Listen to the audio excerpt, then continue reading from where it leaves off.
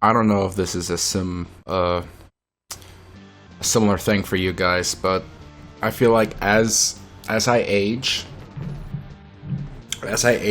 my standards for a baseline, most simple, acceptable homemade lunch sandwich, those standards have increased with my age. Like, starting as... I hate this cough so much. What do you do about a cough that lasts like 2 months if you have a cold? Anyway, starting as a little baby child, you know, the baseline, the absolute baseline for what I'll accept as a sandwich is literally 2 pieces of bread and a slice of cheese as a little baby child. Slice of cheese, some bread, and I'll eat it as a baby. You know? As I get older, suddenly, the cheese sandwich is not acceptable. There has to be some kind of meat on there, you know? Turkey, ham, salami, pepperoni, bologna, something. Get a little older, you know? In my teens, and it's like, I can't just have a dry sandwich. I need some sauce on there. Some mustard, at the very least. You know?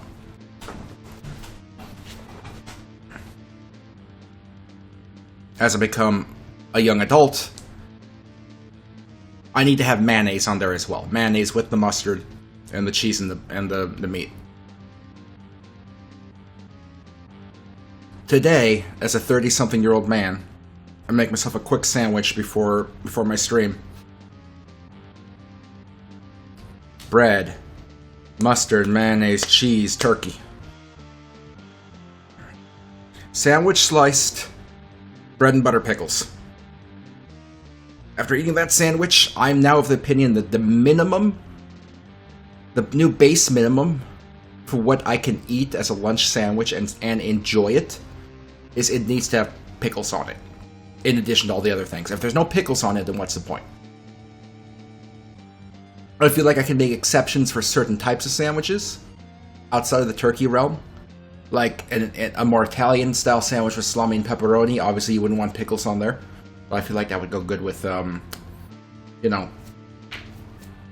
hot peppers. Pickled hot peppers. But yeah, I'm at the point where I need some kind of, like, goddamn...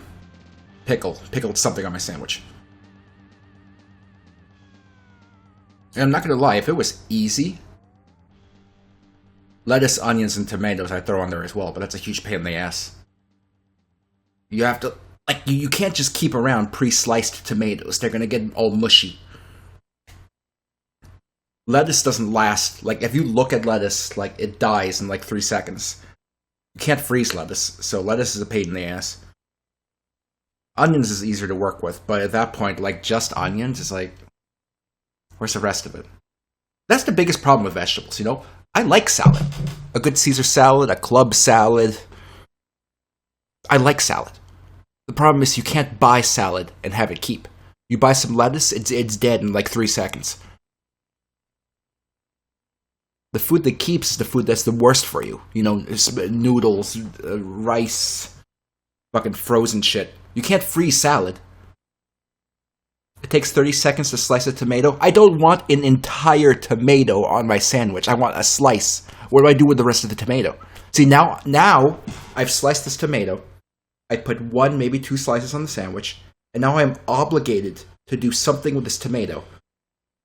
Yes, I can save it, but now I'm obligated to use the remains of this tomato for something in the next few days. What if I don't want to do that? What if make guacamole? Guacamole is another thing that doesn't keep. You keep guacamole around, it turns brown. What if I don't want to eat a sandwich tomorrow, so I don't want more of the tomato? What if I'm not planning on cooking anything with a tomato? When you slice a tomato and you keep it around, you've suddenly obligated yourself to use that tomato in the next day or two. And it's like, I don't want it. Scoop the insides of the tomato, put stuff in it like meat, veggies, whatever, and cook it on the oven. I mean, that doesn't sound bad, but it's still an obligation. I hate having to prep food and be required to continue using the ingredient, otherwise it's gonna fucking go bad. I hate that. Hate it.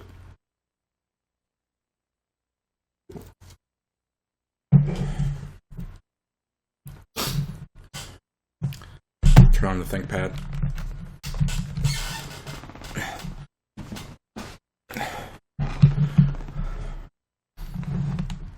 Like, occasionally as a treat, Cinco and I like to have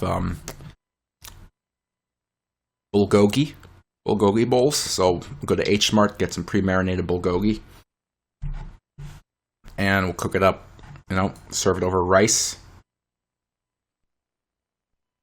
and top it with Kewpie mayo and the little shredded up seaweed.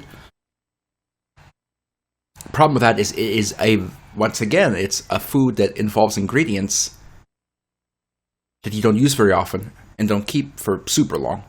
Like the dried shredded seaweed, okay, that keeps for a while, but we only ever use it for bulgogi, so I end up like I buy the Kewpie mayo, I buy the stupid shredded seaweed. We use it once. And then it rots because we're not eating like Japanese food every day. I should be able to buy like a tiny little like baby-sized squeeze bottle of Kewpie mayo and a tiny little like weed baggy-sized thing of like of like seaweed shred, just for that one meal. I should be able to. Why can't I?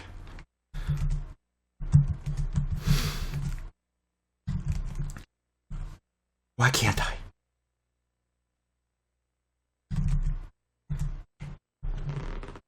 Bulgogi is a Korean. I don't care what it is.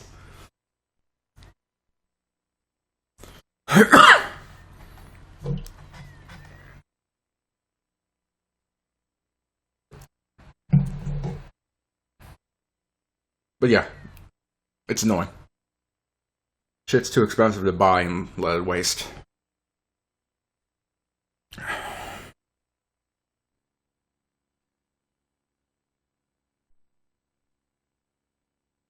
Should I go to the doctor about my cough? I feel like it's a waste of time and money. What are they going to tell me? They're going to tell me to go home and go fuck myself. Doctors don't do anything for you when you have mild, like, inconvenience fucking illnesses. They don't do anything for you when you have major inconvenience illnesses. Ding, ding, ding, ding, ding.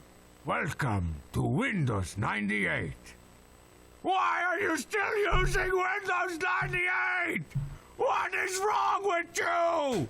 Stop buying computers from thrift stores, man! Alright.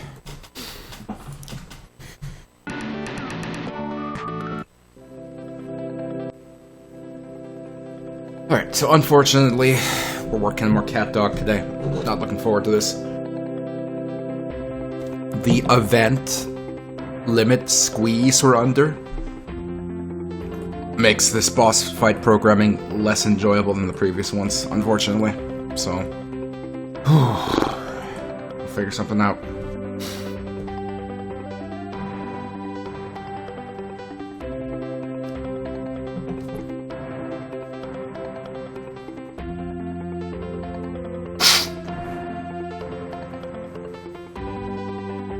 Okay, so last we left off, we were setting up the attack. Cat is able to throw dog. Dog hits the wall. The problem we're having is getting Cat to fling after him and then stop moving. So let's take a look at how we have it set up so far.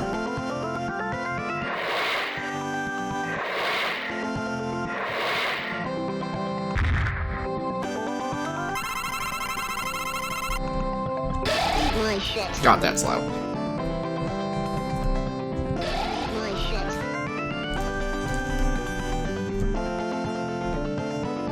So he throws him, and that's the problem. We need to be able to stop Cat after the throw. So, let's see. Let's see what we're working with so far.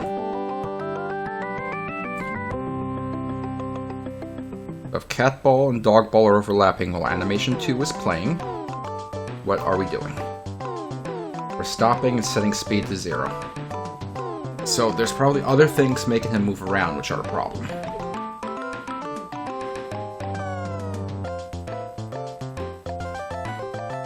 I can see here that we try to do a thing where we count the number of body segments, and if it's too short, then they stop following or something. This was stupid. It was never going to work, so let's get rid of that. Okay, we need to use some states. I don't want to use states. Well, do we have to use states? Hold on. Boss state. Less than 200. Bounce. So right now, if I have it set as is... Hold on, let me check. They shouldn't bounce. They should just kind of overlap.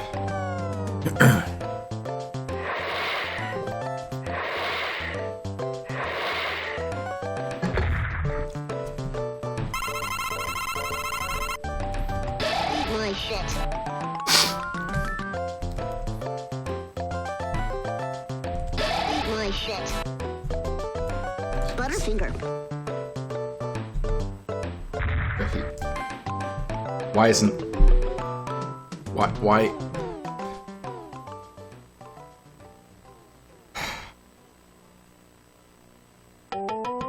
One more time, I want to see if it's every time. Oh, boy.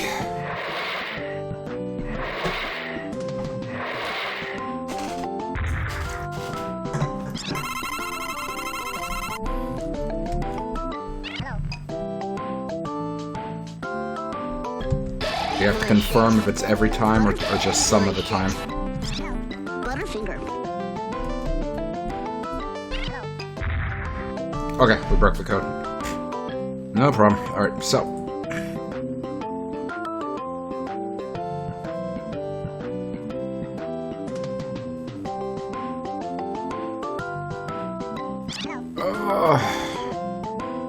I was just trying to do was try to close and reopen it to undo my change I made there, but I already saved, so that was stupid. Alright, no problem.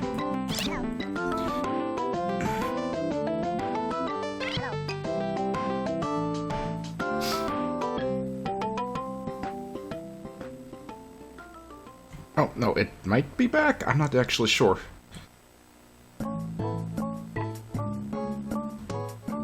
No, it's here. It's right here.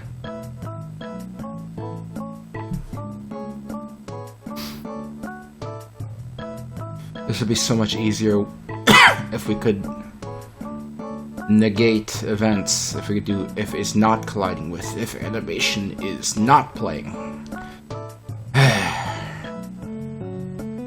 Okay, let's replace this with... No. Oh, it kind of needs to be like that.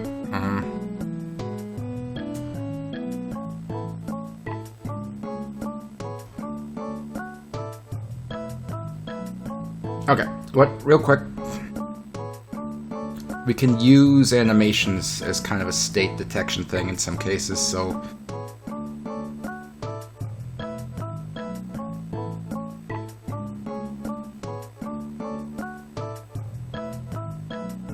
Let me just set up a quick placeholder animation for cat here.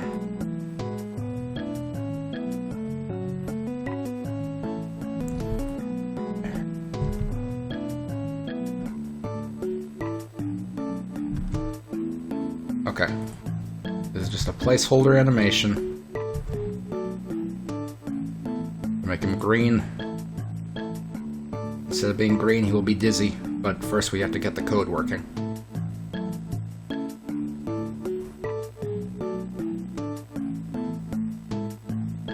Okay. So let's replace this with if animation is playing... walking? I don't know. So that way he doesn't do it when his animation changes to being dizzy. Alright, let's see. This is a lot of finicky shit, and this would be so much easier if I wasn't terrified of hitting that event limit. We could just do a real straightforward coding thing and be fine.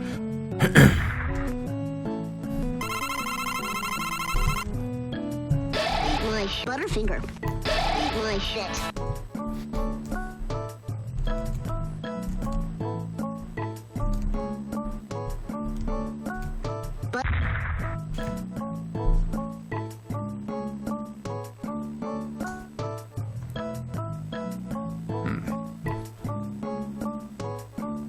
Stopped, because he's not walking. So let's try it for stopped instead.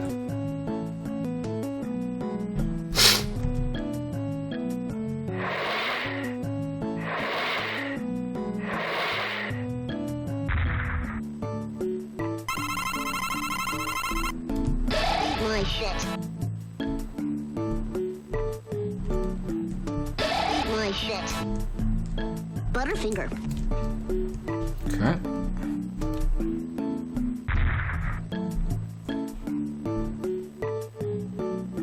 Why did it take him a while to turn green? He was overlapping him and going back and forth before he turned green. Why? It's like this collision event is unreliable. Shit.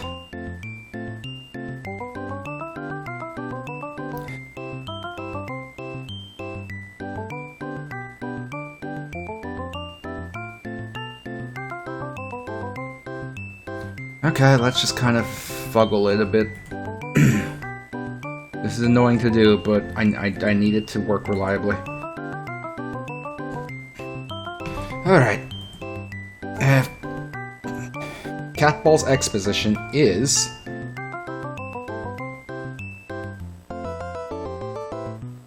greater than Dogball's X position.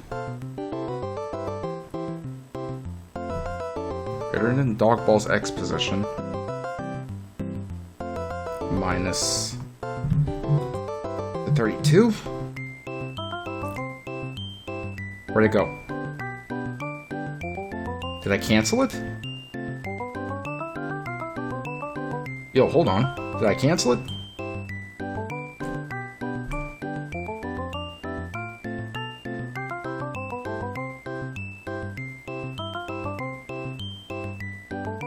I hit cancel. I'm done.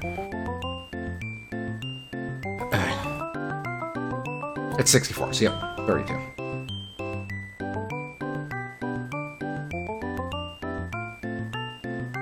But less than Dogball's X position. Plus 32. We're hard-coding a square fucking collision. Guess what else can we do if we need it to be precise?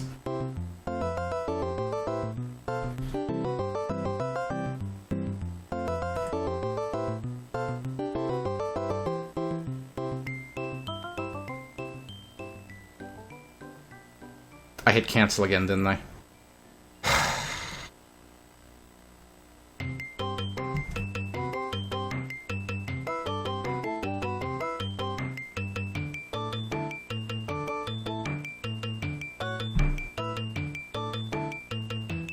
Of course I did. Or less than blah blah blah plus 30. Okay, so we just coded a square collision box to detect if they're overlapping each other. The collision can't get fucky from that. It should just work.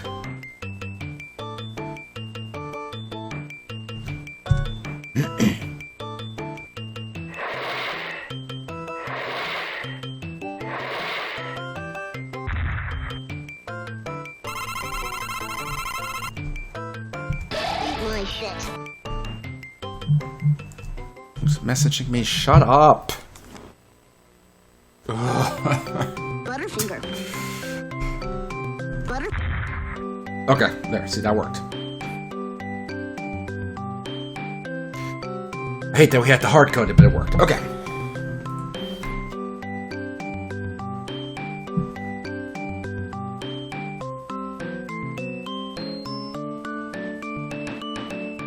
Only once when event loops.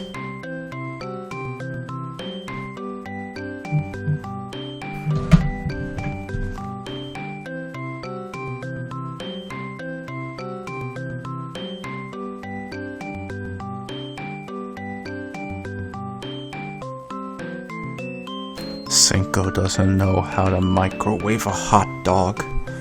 She's asking me how to microwave a hot dog.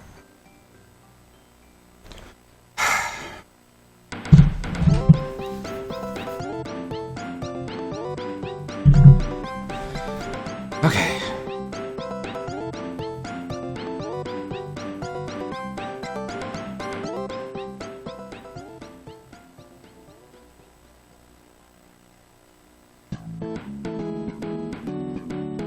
I'm gonna take another look. I wasn't paying close enough attention to see how they visually looked.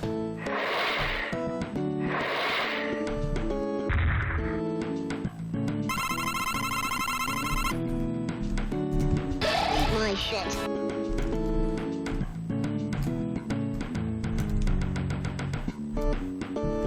My shit.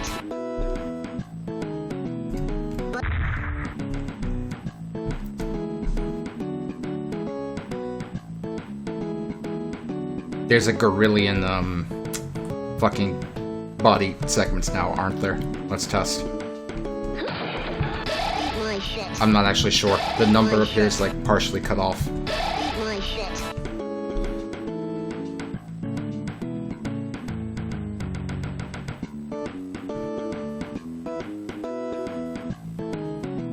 Okay, how often are we creating or shooting out the body segment here? Every 2 stinky seconds. Now, is this every 2 stinky second thing utilized by other stuff? It probably is. It's not. Okay.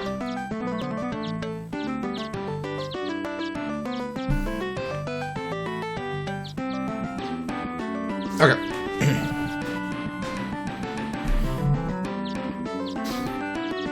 Let's implement something. Keep track of when the body segment should and shouldn't be shooting out.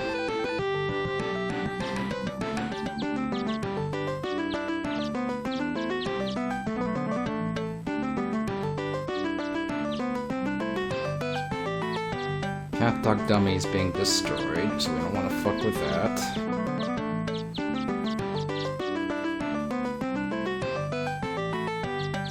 I'm reluctant to use any of the 3 alternate values in cat or dog in case I need them for something later.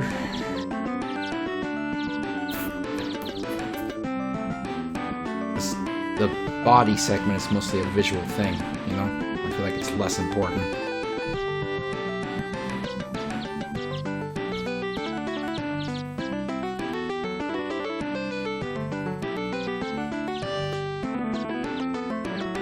I do just have this cat dog object sitting here menacingly. I could just utilize him to hold some alterable value. Just some cat dog values. There we go. There we go. Okay. Alright, so let's go to where we're generating the cat dog segments right here. So we'll make it so it'll only do it if alterable value A of this fucker equals 0.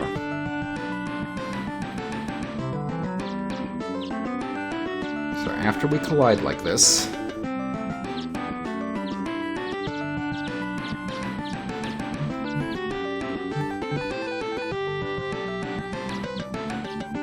let's position the cat dog orb relative to, well, the cat orb relative to the dog orb, you know what I mean. Somewhere kind of overlapping a little. Like that. And then we'll set value 1, value A, to 1. Okay, so let's see, that'll stop the body segments from being created.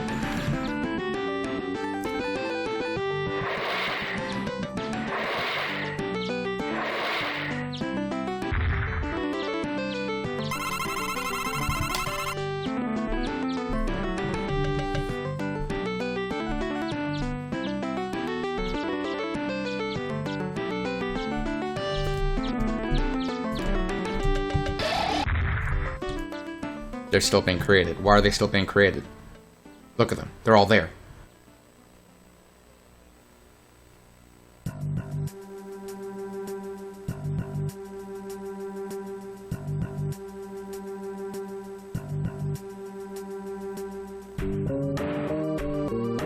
Do I also need to destroy the existing ones?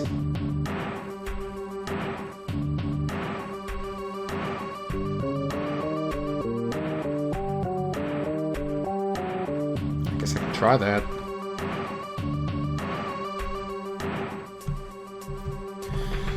Oh boy.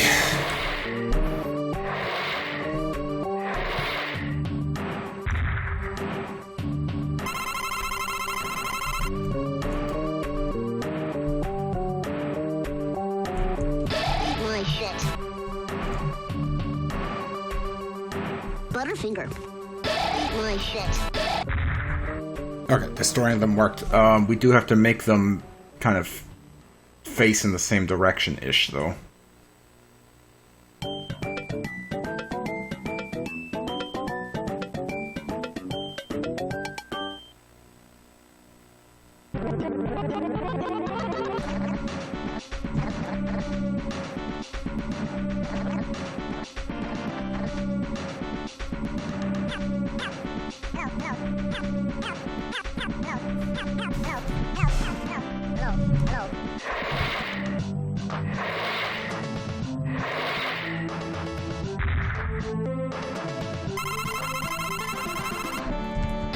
My shit.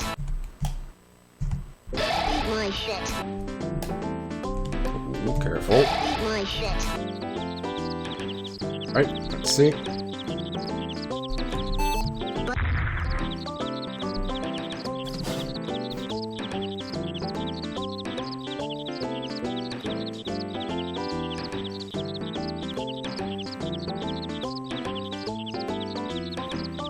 So I'm just trying to think how I want this to look.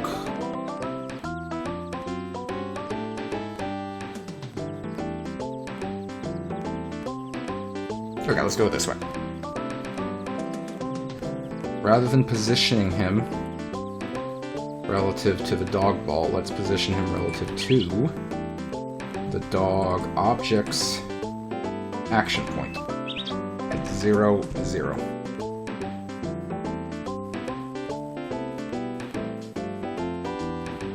And then set direction to the opposite of dog.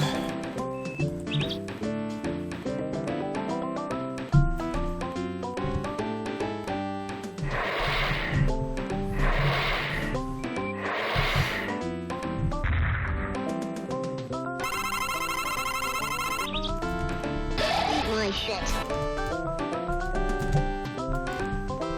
My shit.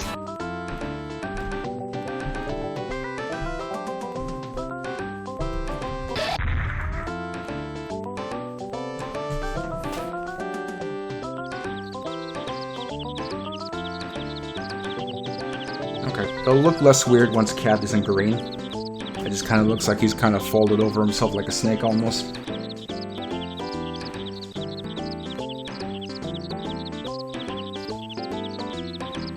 Alright, so we need to actually do a dizzy animation for Cat here. Let's kind of use this as a base.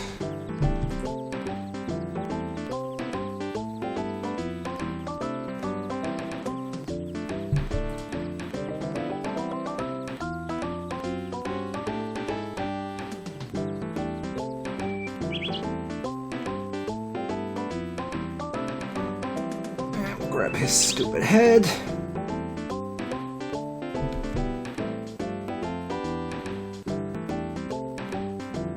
Just realized we left the little magenta dots on dog here, but that's fine. That's fine, I don't like dog. Fuck dog. Okay. No, we'll clean them up later. Busy doing smart things.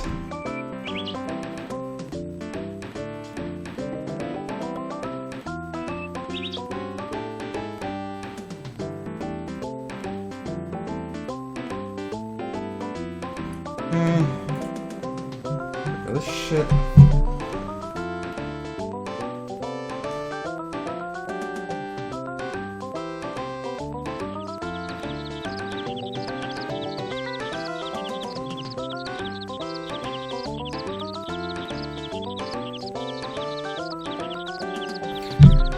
Sorry, Cinco doesn't know where anything in the kitchen is. Okay. Go. That crap.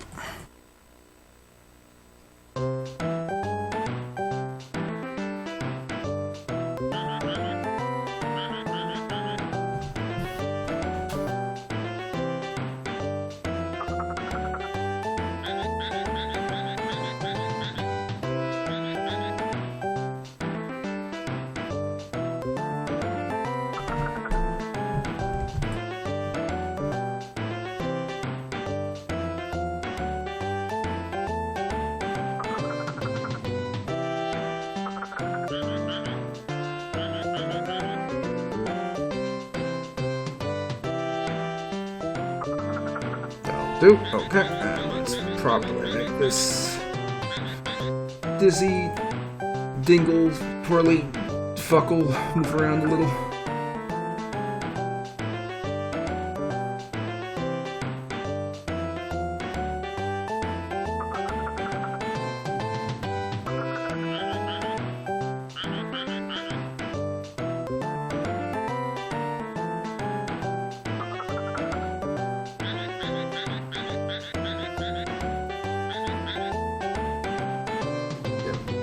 Speed. And turn it around.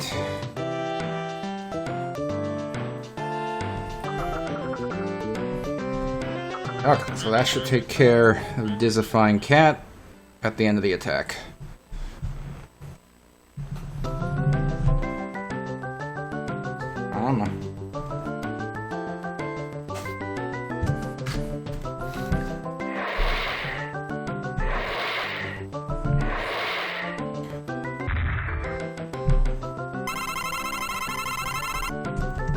My shit. My shit. My shit. Butterfinger. There we go. Oh, I somehow fucked up his hotspot? The fuck? I mean, I can fix it, it's just fucking weird. It's only fucked up for turning left, isn't it? That's so stupid.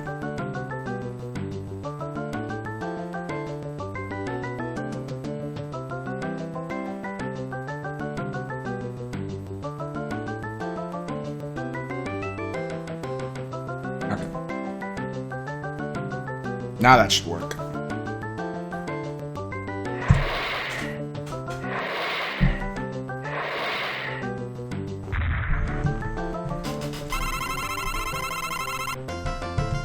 My shit. My shit.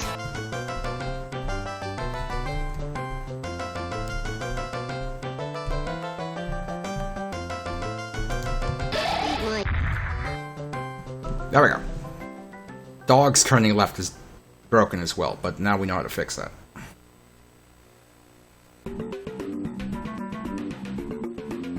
Such an annoying bug.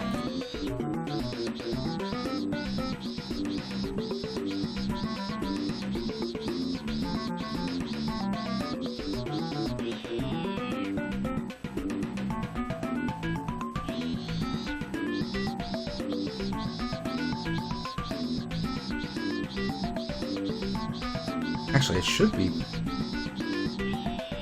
Except for the smushed one there, it should be perfectly on the pink. I really hate how Click and Play can't handle something as simple. It's not fucking up a hotspot. Like, it's kind of dumb.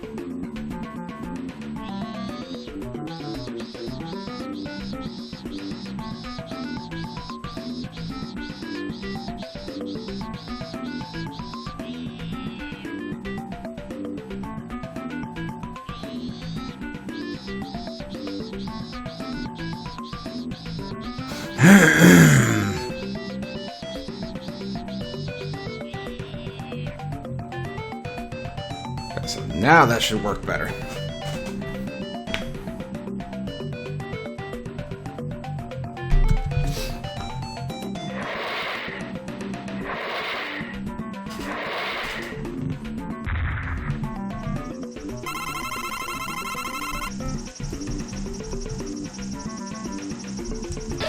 Eat my shit. Eat my shit. Butterfinger. Yeah. That's the intended effect. And at that point, they're both supposed to be vulnerable once we actually, you know, code him to be vulnerable. Holy moly. What a pain. Ugh. Your dad's birthday is in 3 hours. What do you get him? Just get him meat. Get him a big rack of ribs. That's all you gotta do. That's all you gotta do. Just get him a big rack of ribs. He'll be happy. I'd be happy if someone gifted me a big rack of ribs. I don't know why your dad wouldn't be.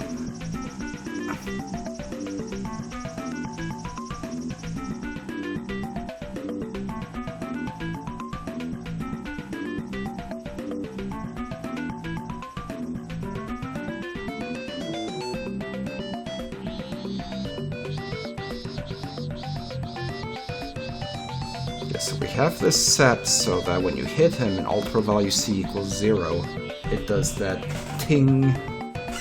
Cooked or frozen? I mean, if you're having steak tonight, then not cooked, because you're already having steak. I guess frozen. And I'll find a really good rack of ribs. A nice cutting board. Yeah, does he have a good cutting board? Cutting boards are good. Big wooden cutting board. Does he have a smoker? I'm sure he has a grill. He's a dad. But does he have a smoker?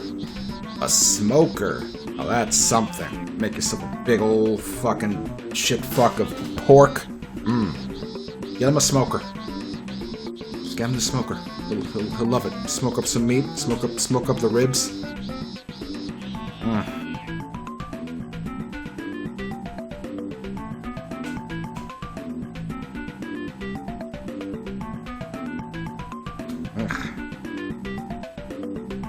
Glasses are stupid. A big grill and a flat top grill. Yeah, just get him a smoker so he can smoke some ribs. Smoke ribs, smoke, you know, some pork. That'll be good.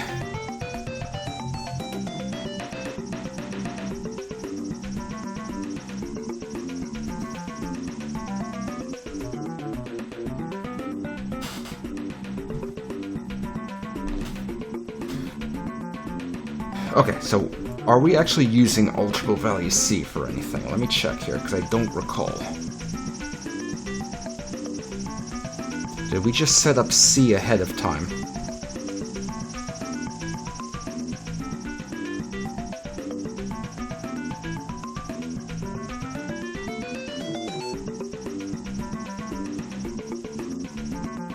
Yep, it looks like we set up value C ahead of time.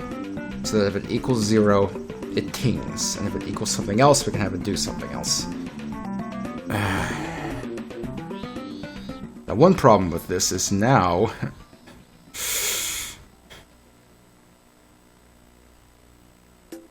How many events? 1. 1, 2, 3, 4. Is it only 4? I guess it's not so bad. 4 events isn't the worst. But yeah, we just set up 4 more events just to make him take damage now.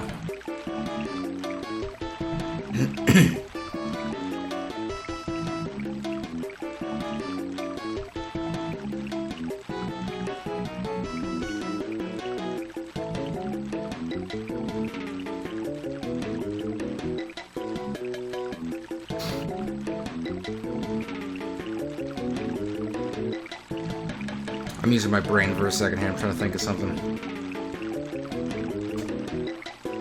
So it's set if ultra value C equals 0. It does the ting effect.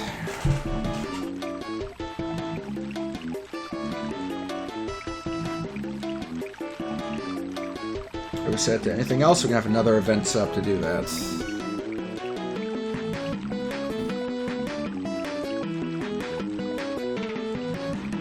Obviously, if it equals something other than 0, it should do damage. But what if when we hit him, You want there to be a brief invincibility period of him blinking, so you can't just keep doing damage, you know what I mean?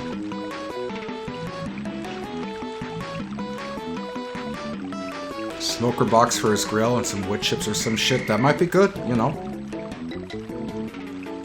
You're not buying him a $1,400 smoker? But isn't your dad worth it?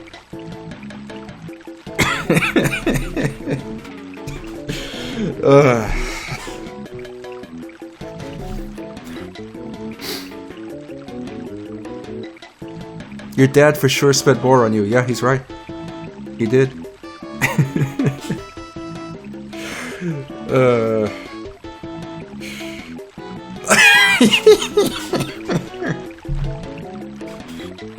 Oh, Lord.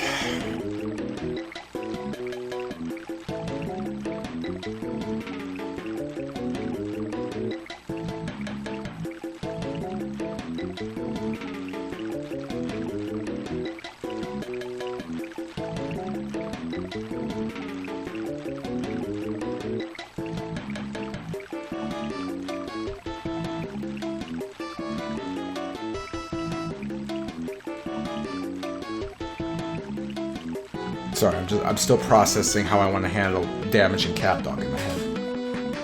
I kind of want to reuse these 4 attack events for all possible ways you can hurt Cat Dog. So if we modified it, we ripped out the C=0 part.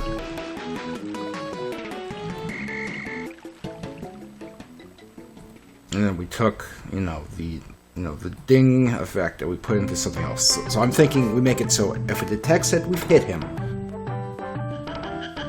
it sets a value on some other object. If that value is detected, then it processes the hit.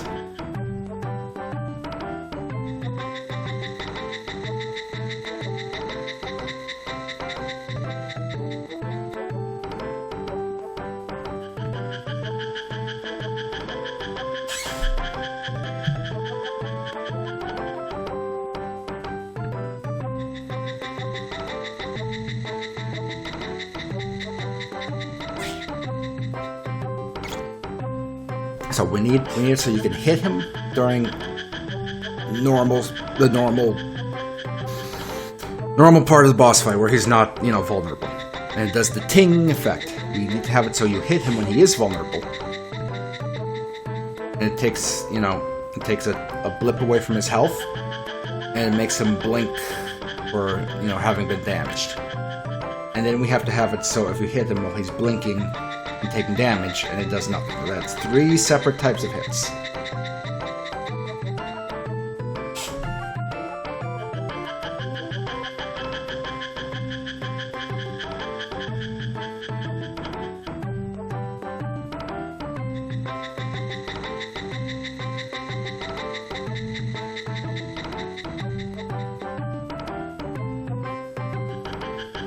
Theoretically, oh boy.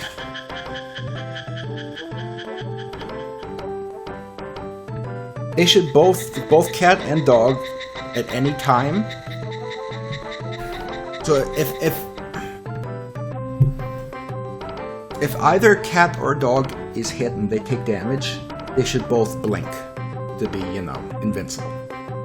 We may not necessarily want it so they're both vulnerable at the same time, as in, not ding-able.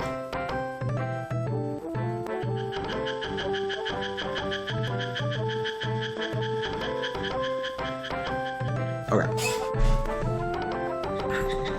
Let's be reasonable.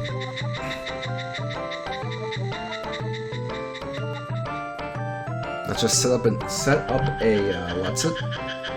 object to hold the events we need.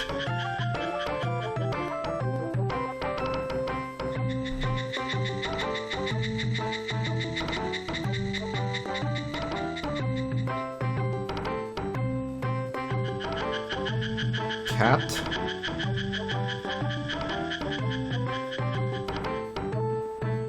Dog.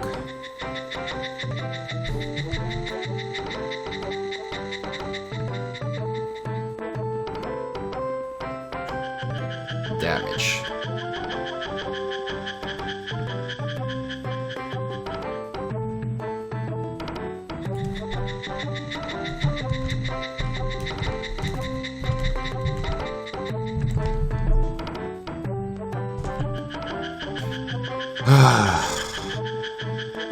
It's racking my brain to try and, reuse all these events. Okay.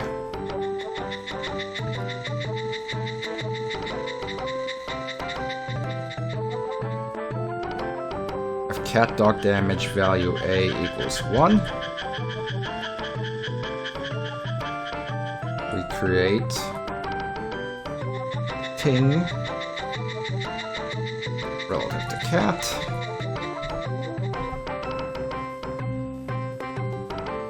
Play sound.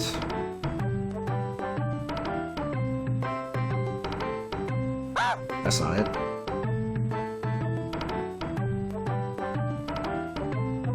Where's that bump? Where's that stupid bumper? Never remember where it is. There it is. Okay.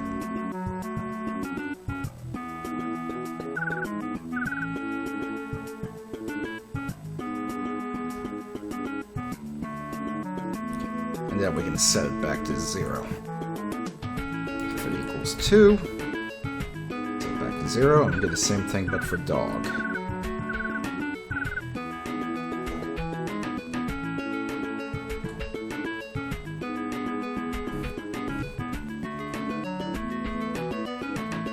Alright, there's a start. Let's go update our shit here.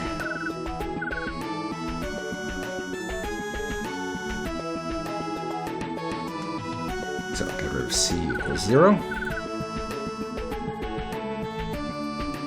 Get rid of the duplicate of our object creation and all that. And instead, we will register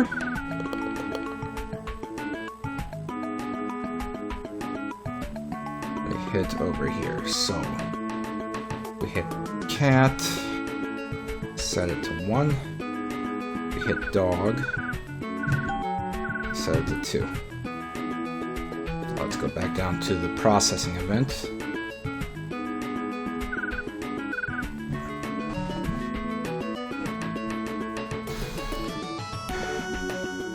So this is for the ting. So we'll do that if alterable value C equals 0. So right now, hitting them and going ting should still work. So let's test that.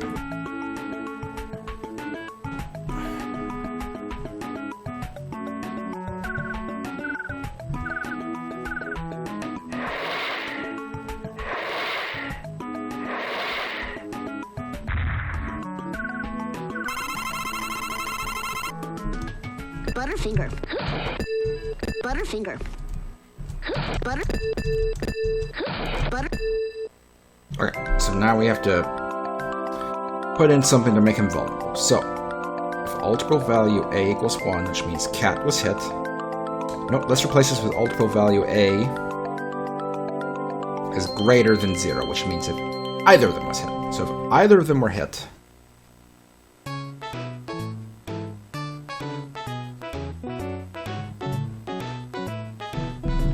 do we want to do it that way, though?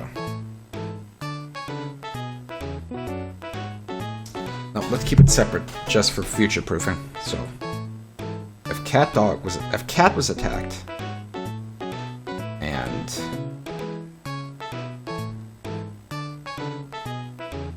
alterable value C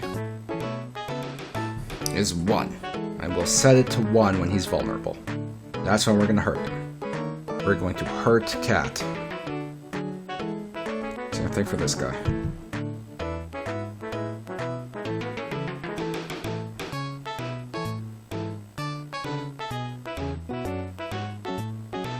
But we're also going to need a blinking timer, because when we hit him, we take damage. So let's use alterable value B of cat dog damage. And and make sure that has to equal 0. And that'll count upward when he's, you know, actually vulnerable.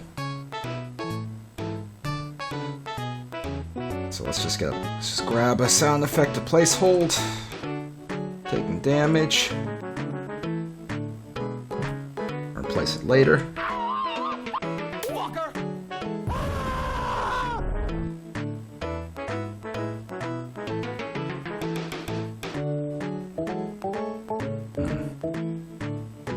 Just a quick placeholder sound.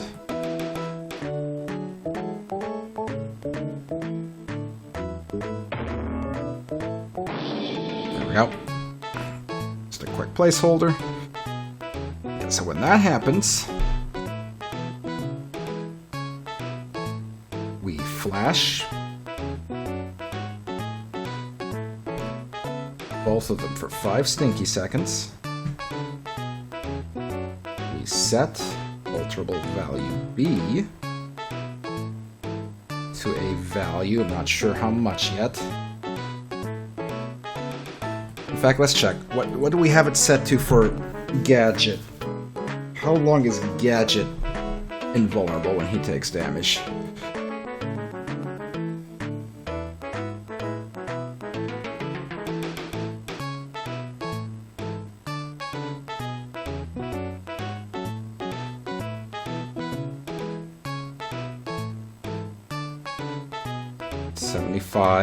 And it subtracts every 1 second.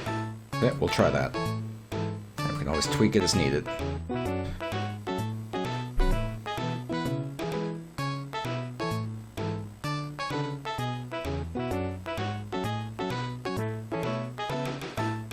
Okay, value B.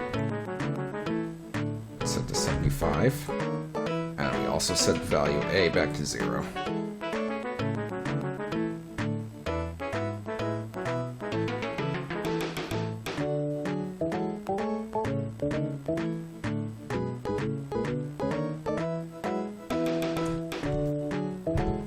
I hate to add another event, but I feel like we should. So every whatever second of altered value B is greater than 0, we count it down.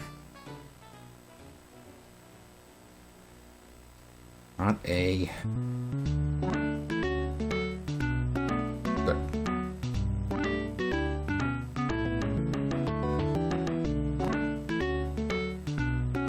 And then if B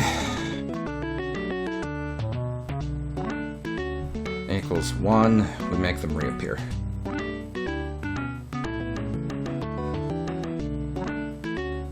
Good. Then let's make sure we have the actual damage event over here.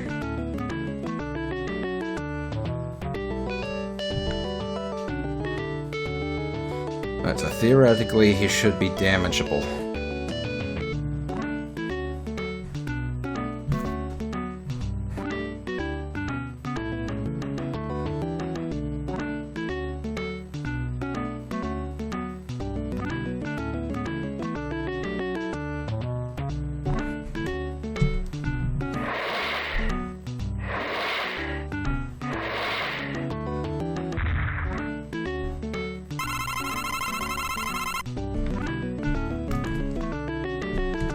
Let's wait for him. Well, let's test it. Butterfinger. Good. That's still working. Now let's wait for him to become vulnerable. Good. So now we should be able to hurt him. I forgot to set C to something other than 0. God damn it. Hold on.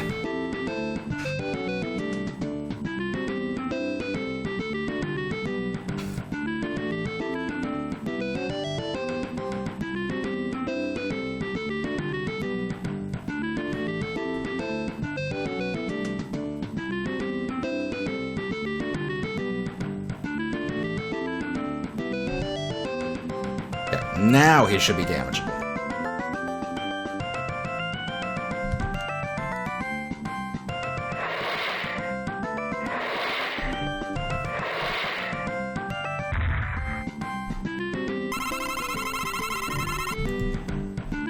Butterfinger. Good. Off to a good start. My shit. Butterfinger.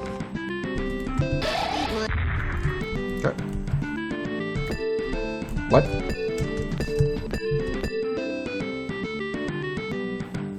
I set it to 0 instead of 1. I'm so stupid.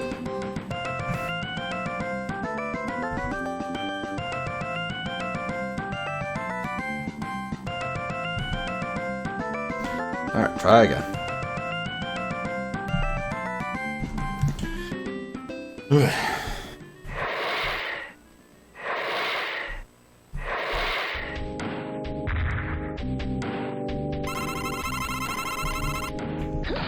Butterfinger. Good. Alright, wait for it.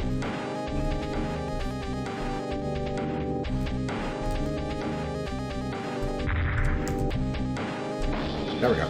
Although, why didn't... What? They should both be blinking. Why are they doing it one after the other? What? What the hell is wrong with you? The fuck?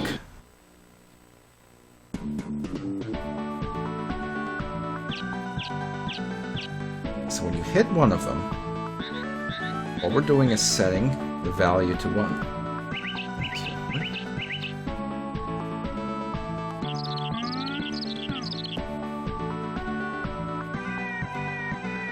Okay, let's try this. When you hit them, ultimate value A has to equal 0, so that we can't, like, get this fucked up shit happening.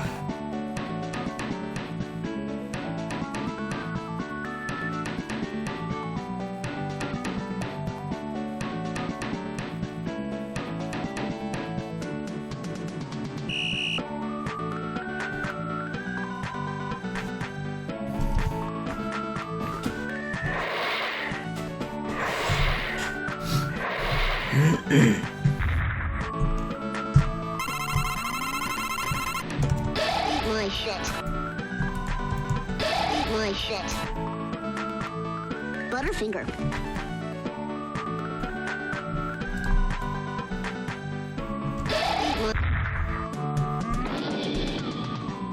Why?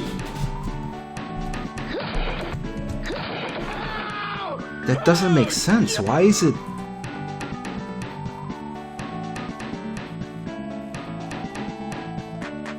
Okay, so we hit him. Ultimate value A gets set to 1. We can't keep it. It's too confusing. We need this to work the way that, like, it's supposed to work.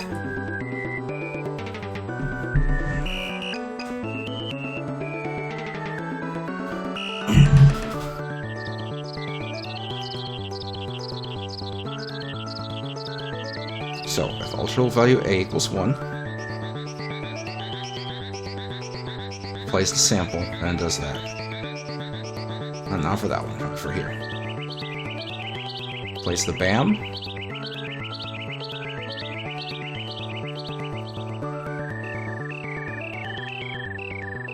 It flashes. Yeah, I didn't make it do both of them, but it's still, the problem is that it's like, you know, the real problem is that it's, I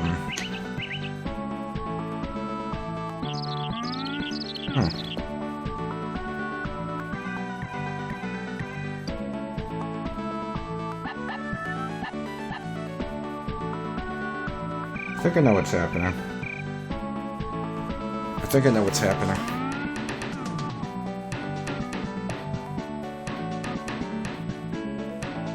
So you're hitting them. Setting ultimate value A of the cat dog damage object to 1. Which is causing cat to start blinking.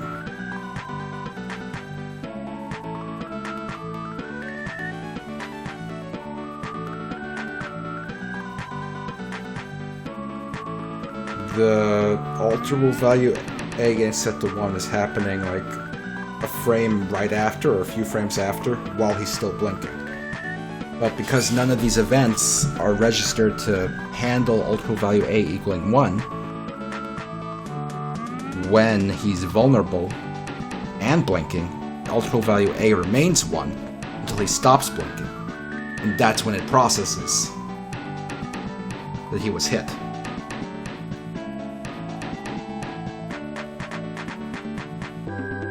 So what we want to do want to do is way up here. You want to always set output value A of it to 0 so that it gets reset every frame. Okay, and now let's do what we forgot to do and make both of them blink when they get hit, not just one of them. Now, theoretically, that should fix it.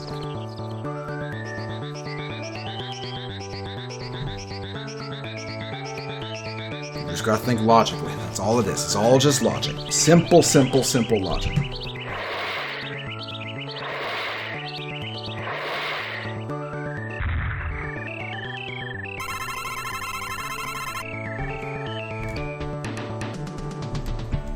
My shit. My shit.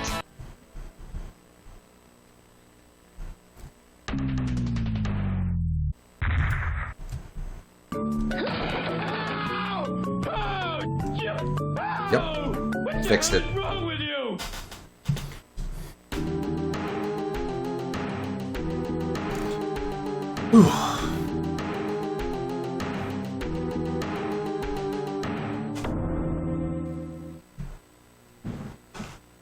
Okay.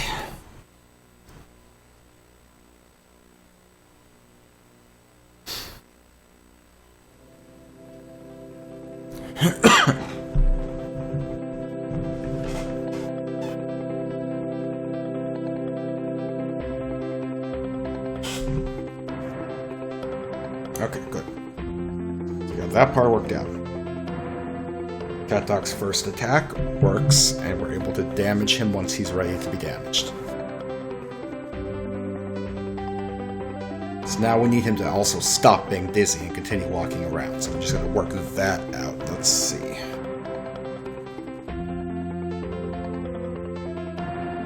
I need to be reinvigorated. I need to take a big huff from this M&M's, peanut butter M&M's mini tube that I got on special for only $1.49. Oh, still smells like peanut butter M&M's. Oh yeah, okay. Alright.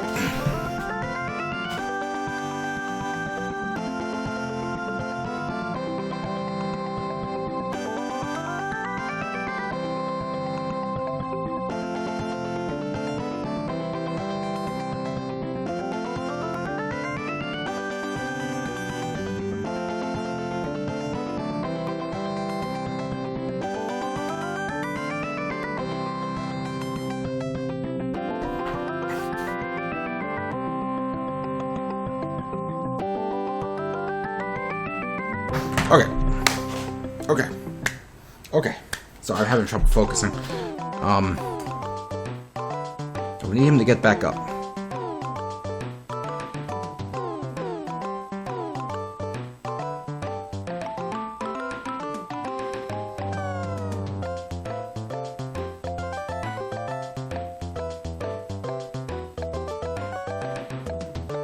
So we're using A for the boss state. B for this countdown. The countdown, I believe, was being used for the throw.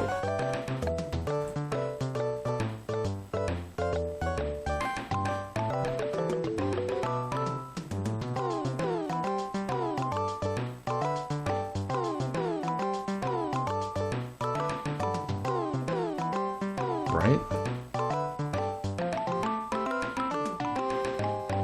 Yeah, because B is counting up to count a wait before Cat Dog actually does something, so that makes sense.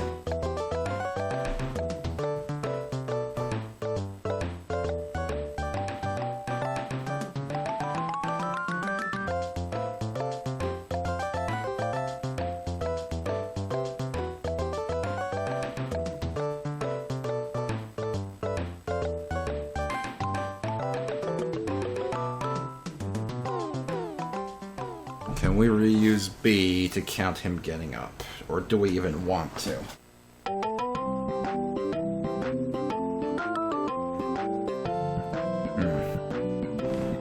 Because right now we're setting it to 9999 when we're ready for it to stop the throw.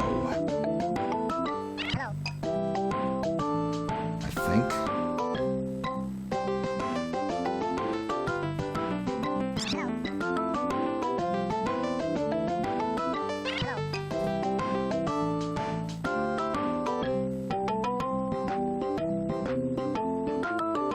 Yeah, this is the throw, and I want it to be 1 frame earlier because I think it blinks dog into existence a little weirdly.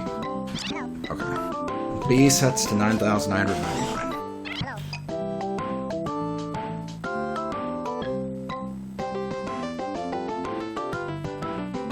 But instead of 9,999, we set it to something more reasonable. We set this to 500.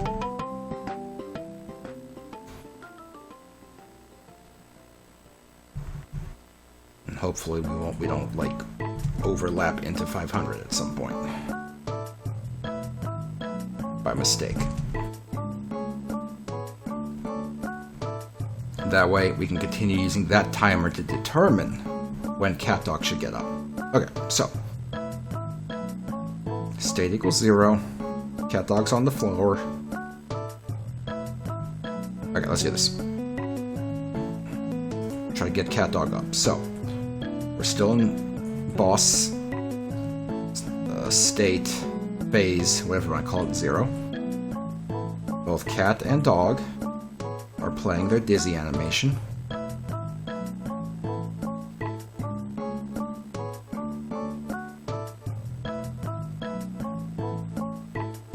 And then let's say ultra value B is greater or equal, and we're gonna have to kind of tweak the value until we have it figured out. For now, we'll try 600. So at that point,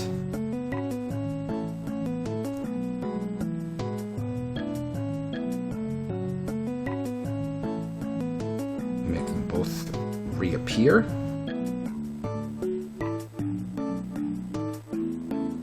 Set C to 0. And start walking. Reappear, C to 0, start walking. We go over to the cat dog damage thing. We make sure that ultra value B equals 0. And then these two fuckers have to start moving, so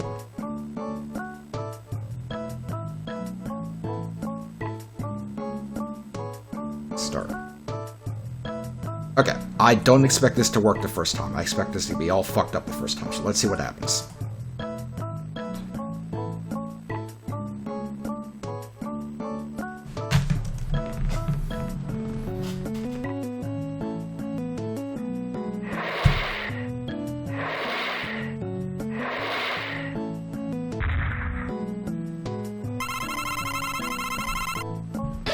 My Butterfinger.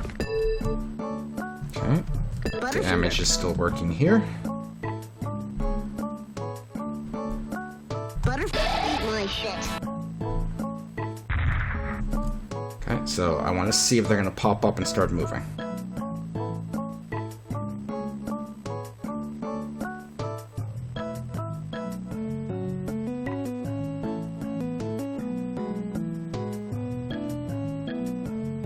So far, they're not.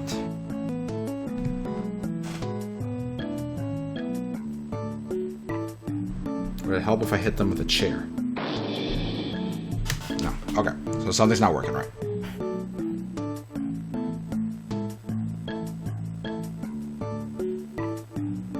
Boss state greater or equal to 600. So it's always counting up.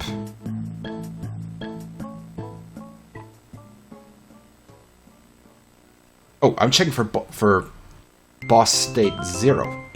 I need to be checking for 1. 0 is the opening cutscene. 1 is the actual battle. Okay. Another shot.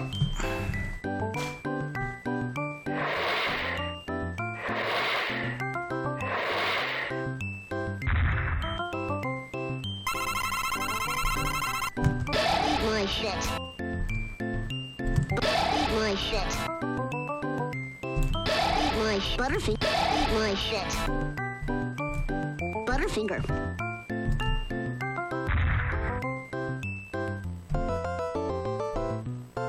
Yep. Butterfinger. That's not great, but it's kind of working.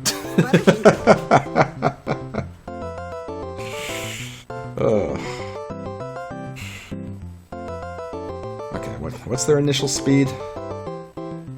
5, 10,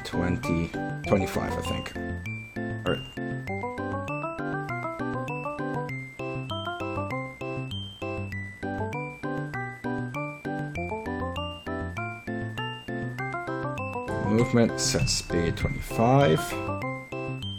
Start. And then we also have to set that one value that's disabling their middle part from being created. Set that to 0. Okay. This should get us something a little better.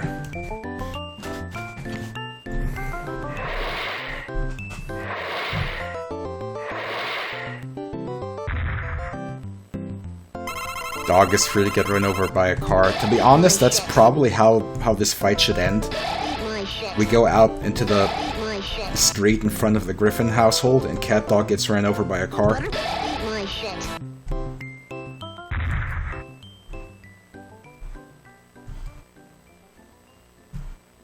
Dog just shot off, like, off screen.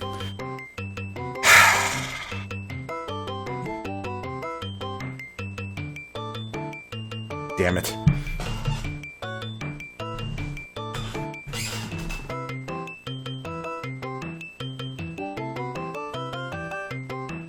Okay. So let me see something here. I've not been paying close attention to Dog's collider ball. I want to see if it's falling out of the environment when he hits the wall.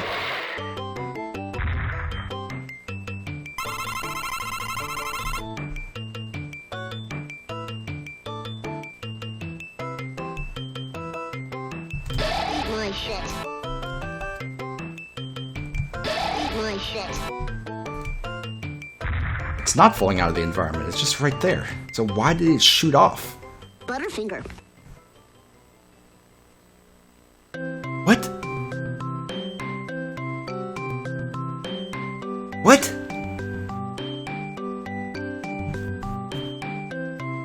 What?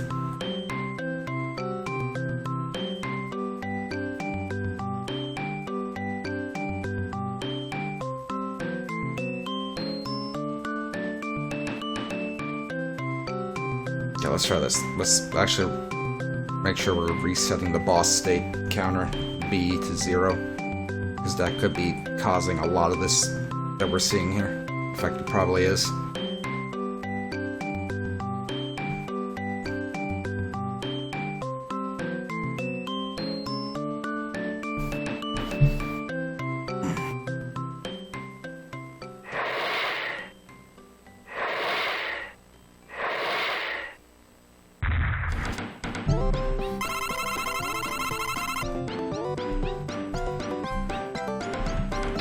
My shit.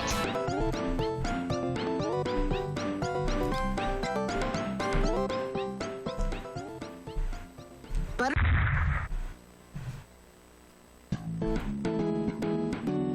Okay, that's better. But now we have the issue that...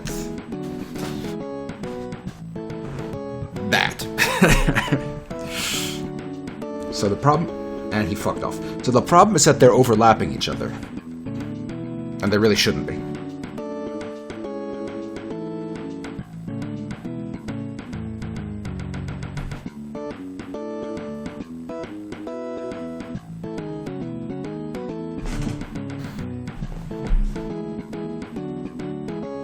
So let's try this. The event where we detect if... Wait. We're only detecting if they're colliding. We're not detecting if they're overlapping. Except over here. But that's only for that... Oh boy.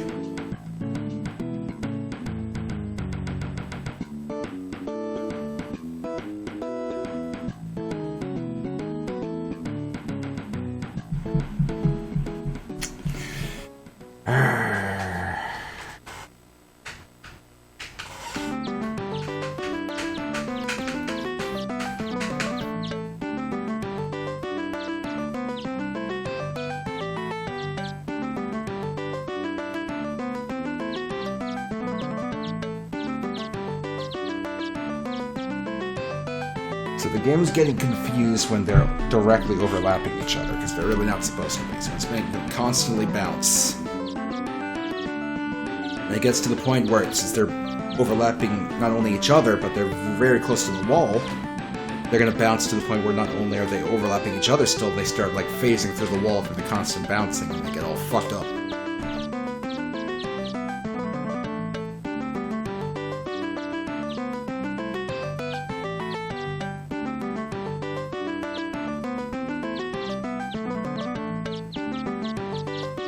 I'm just kind of imagining something in my head. That should work. Okay, so...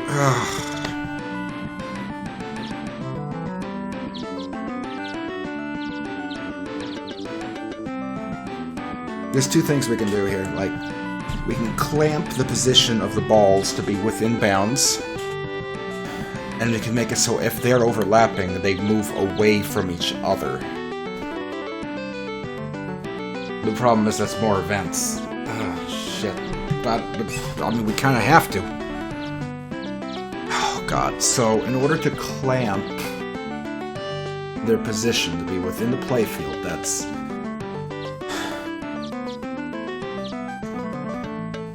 one for left, one for right, one for up, one for down. And that's for both cat and dog, so that's 4 events each. That becomes 8 events. And then one more event to kind of slide them out of each other, so it ends up being like 9 events wasted on that. But what else can we do? We need it.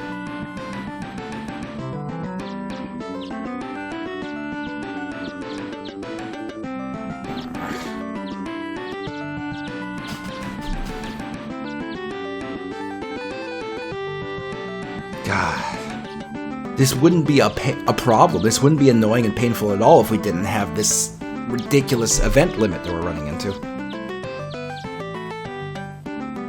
In fact, now I'm feeling paranoid. In fact, I just saved. Let me back up the game real quick.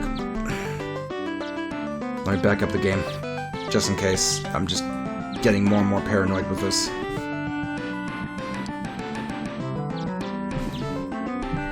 My cat meow.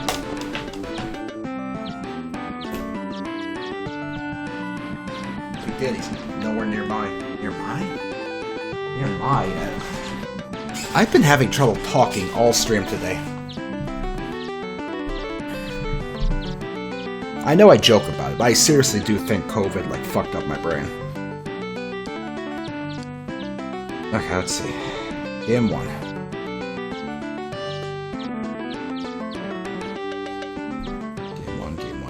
Game 1. That should be everything.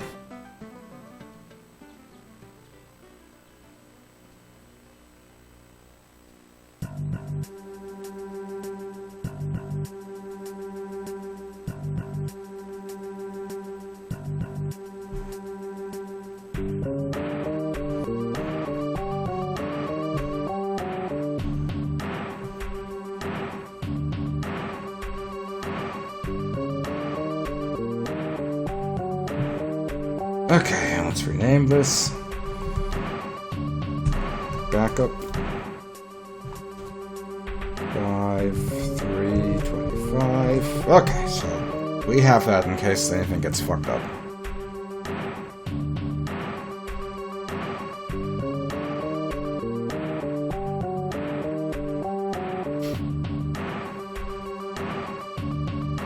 I'm not clicking for catch up. There we go.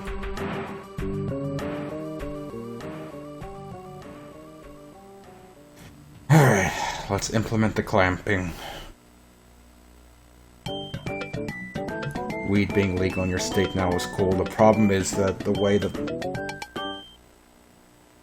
federal government is going, like, state rights is going to stop being a thing very soon, so... whatever, let's not talk about it. Okay. Exposition. So, let's see. The X is X position. The hotspot is directly centered in a 64 by 64 object. That means there's 32 pixels to each side. The walls are 64 wide. So 64 plus 32 is like 90. So 96. Hey Siri, what's 64 plus 32? I think it's 96. Siri, what's 64 plus 32? Siri. I'm gonna sell you and buy an Android phone. You'll need to unlock your iPhone first. Stupid fuck.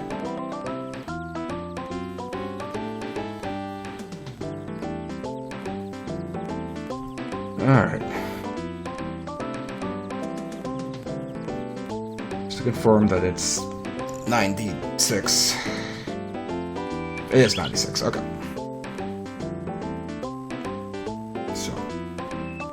X position is less than 96.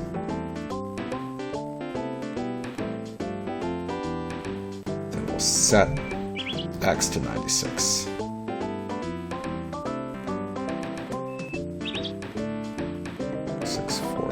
Hey Siri, what's 640 minus 96? Siri, 600. repeat that please. 640 minus 96 is 544. It's greater than 544. Set X position The to square 5. root of Shut the fuck up! 544 is approximate. Okay. Alright. Then we need the up and down. So for the... Start with the bottom, since the bottom is going to be most similar. Siri, what's 480 minus 96? 480 minus 96 is 384.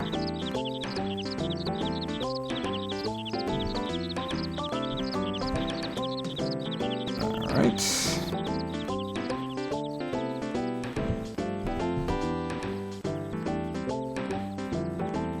And the top collision is a little different, because the wall is actually up here and this is nothing. So for this,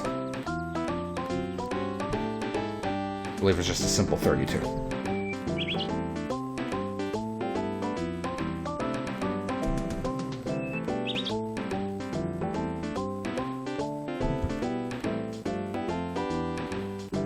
Alright, we really should test this, but instead we're just going to copy it over for dog. So.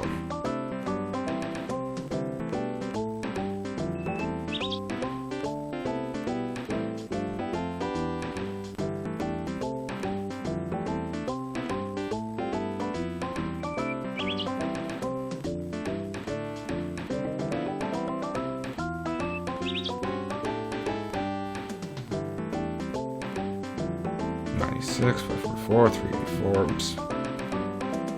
384, 32. Okay.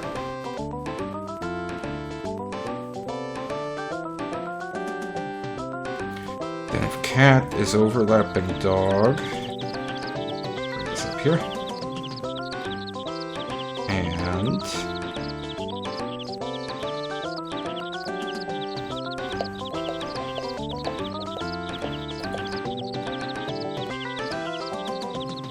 C equals 0, so they should be, you know, invulnerable. Then we start just slowly moving them out of each other.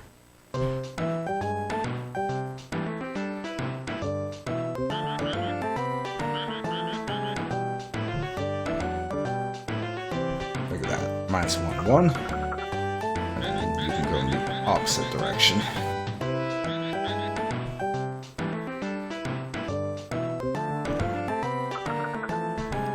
Minus 1. Okay, so in theory that should work. In practice, it's probably going to be giga fucked. So let's see what happens.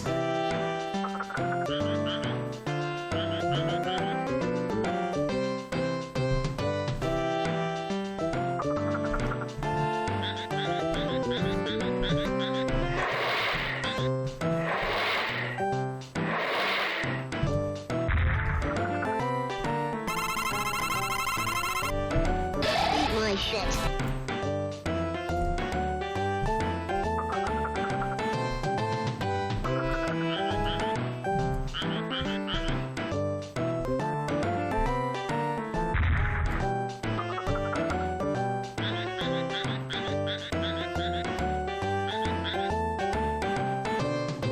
What happened? The clamping should not allow that to happen.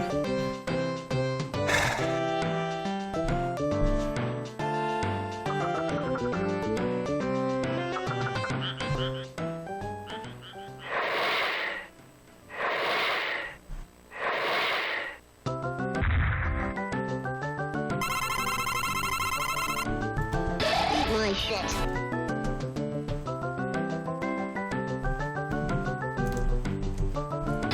My shit. But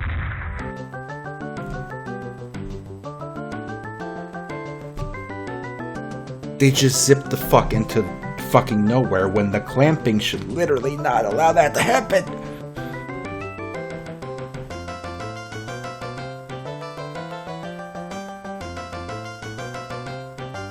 The whole point of the clamping is they should not be able to leave this box we've drawn in code.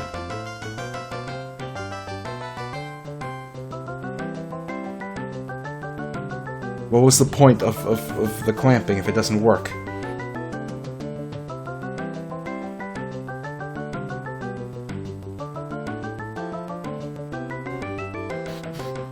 Oh.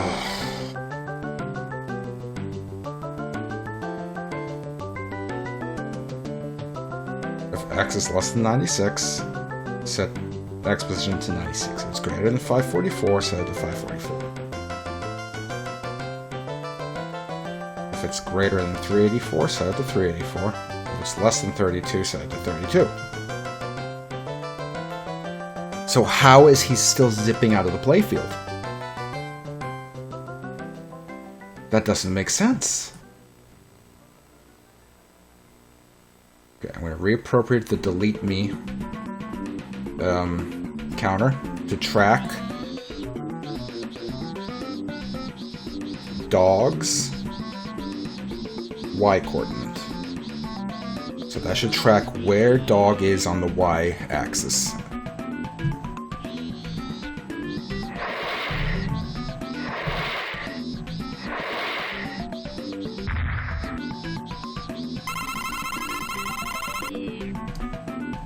Butterfly, eat my shit. Eat my shit. But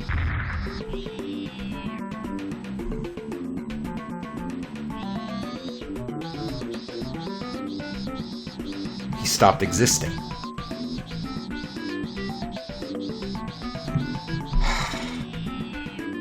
He stopped existing completely.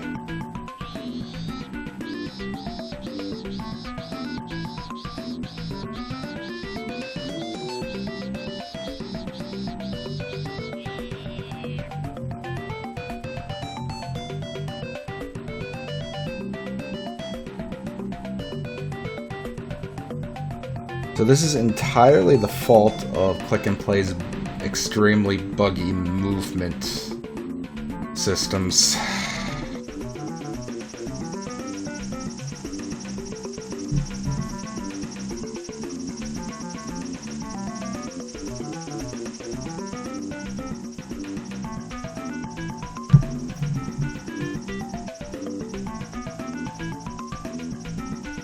We might just have to reset their positioning a bit.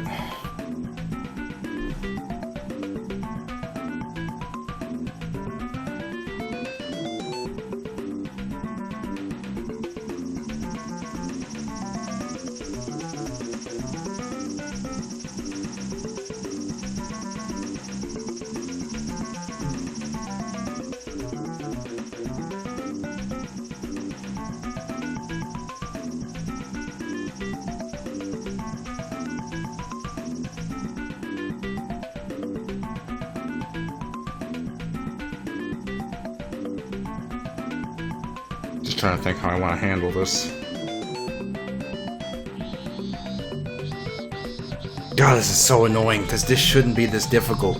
Ugh.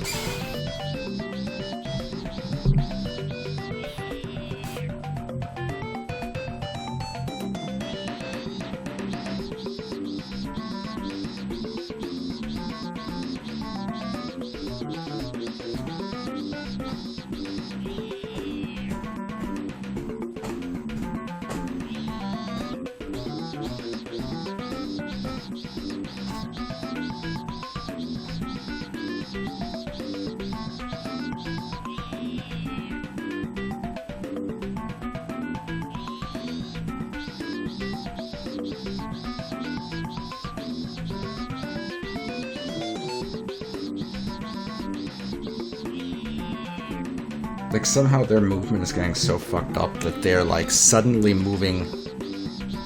Like, they're suddenly very quickly, despite the fact that they're only allowed to move at a speed of 25, which is a quarter of their max speed. They're somehow moving fast enough that they are exiting the play area far enough that the game is unloading them. Like, they're moving from on-screen to off-screen so quickly that the clamping can't catch them.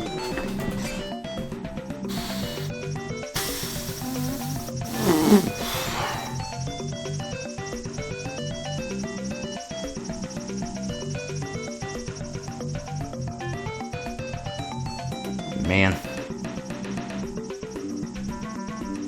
Well, either way, we don't need the clamping no more. Shrink their hitboxes, it's... I mean, it's not a bad idea, actually. That's not a bad idea.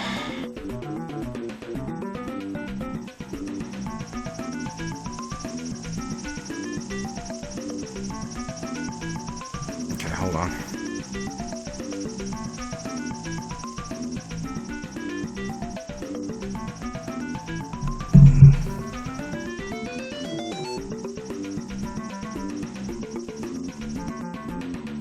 Baby's starting to wake up. Okay.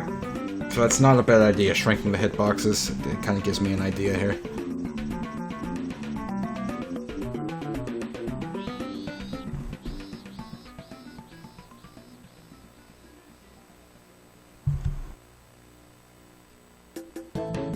So user animation 1.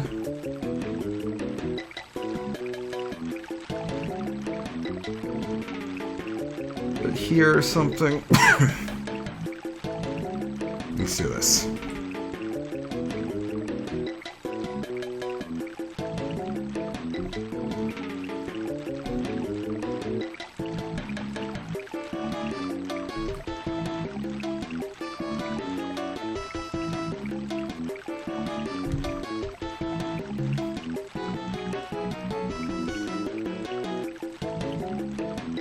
Maybe if we regrow them like that, it'll have enough time for them to move correctly.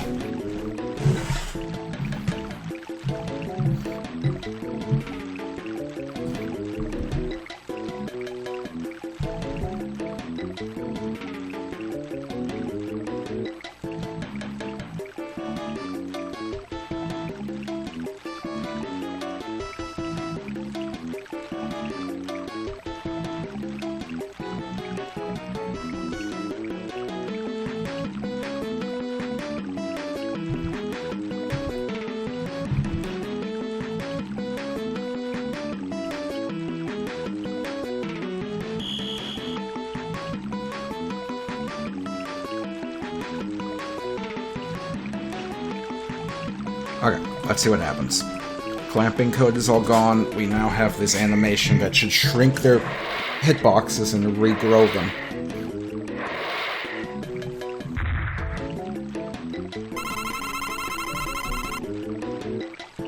Eat my shit. Eat my shit. Eat my shit. Eat my shit. Eat my Butterfinger. So let's see. Hitboxes should shrink and then regrow. Why? Why did...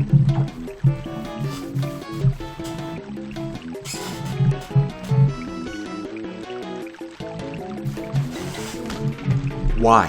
Why did that just happen? That doesn't make any sense.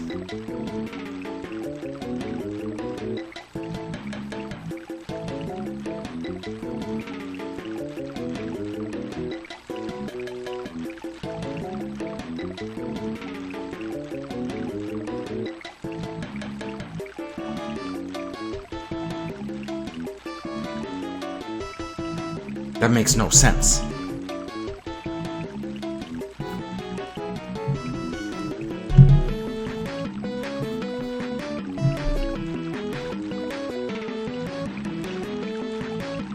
They're just shooting off for no reason.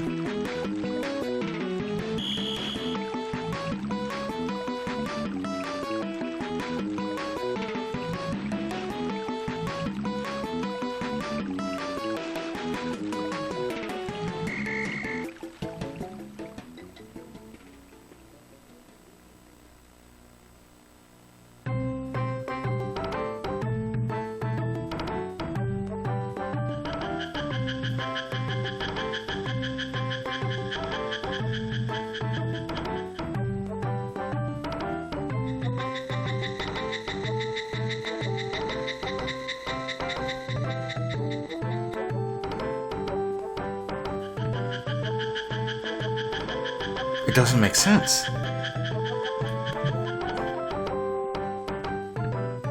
Like, I'm completely baffled.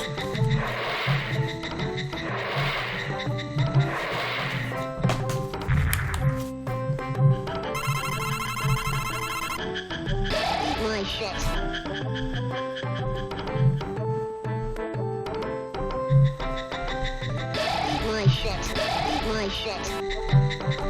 But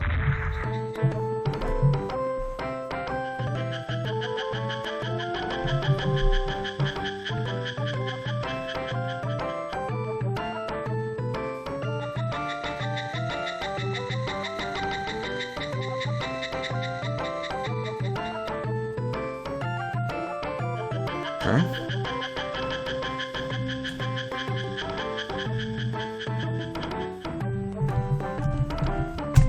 Regrow.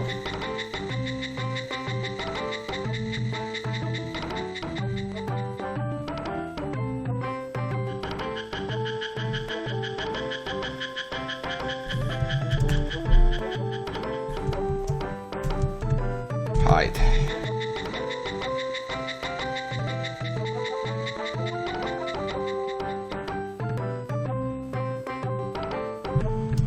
Grow.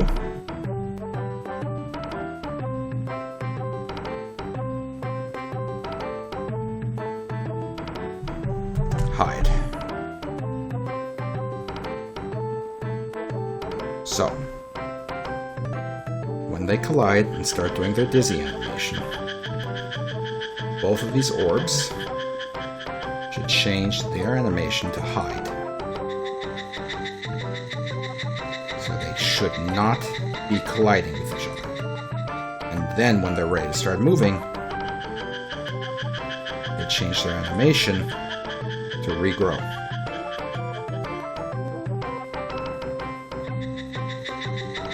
That way they cannot just get all fucked up from overloading, from overlapping with each other.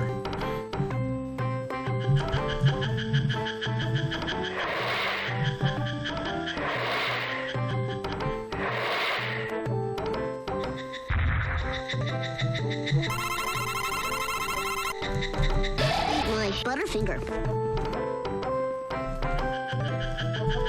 My shit.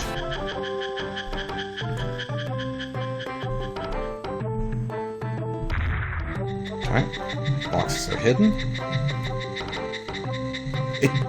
This doesn't make sense. What's compelling them to shoot off screen?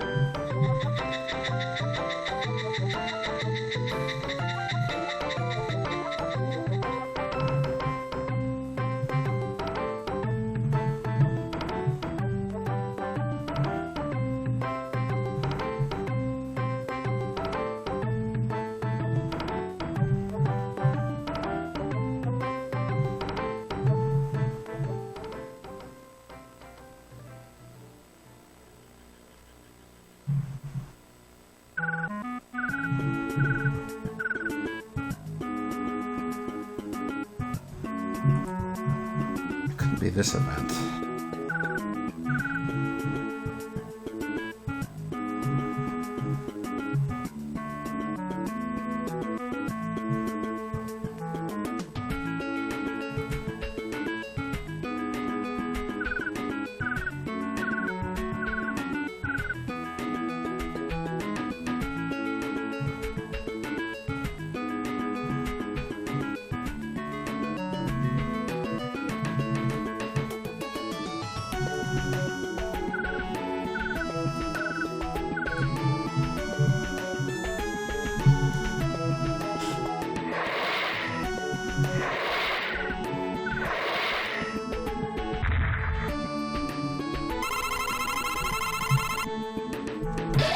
My shit. Butterfinger. Butterfinger. My shit. The dog got fucked up because that event change I made didn't work, but let's check what happens here.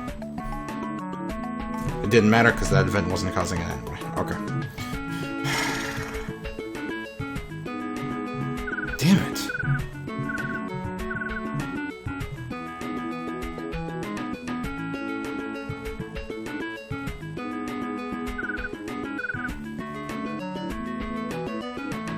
This doesn't make sense. There's nothing here that's compelling them to shoot off, and I don't know what to do about it.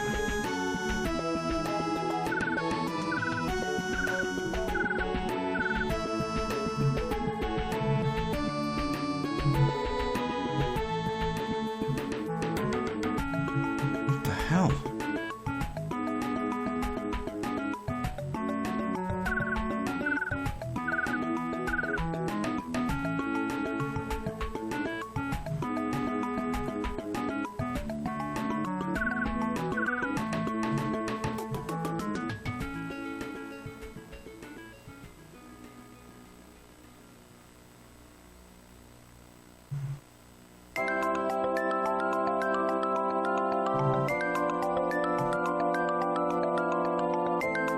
They're like shooting off in the corner.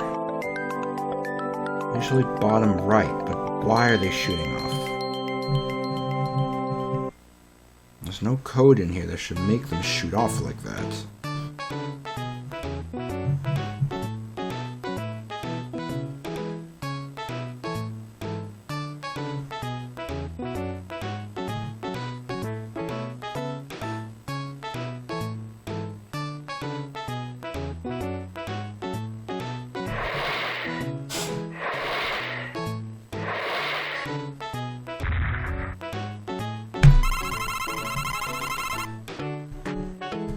My shit.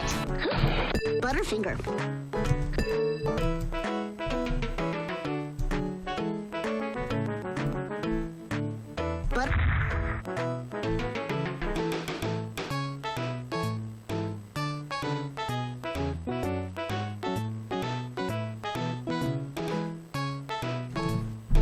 I'm just completely fucking baffled. Like, I am just speechless. Like, this doesn't make sense.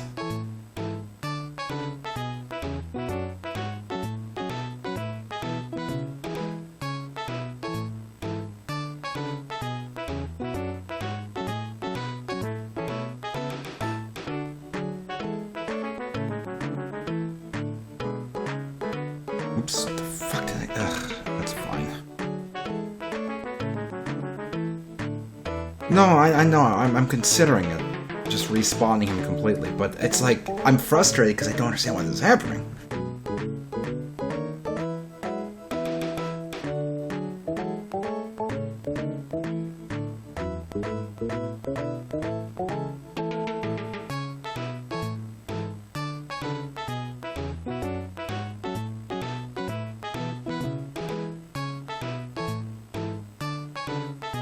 Like, I want to understand why this is happening.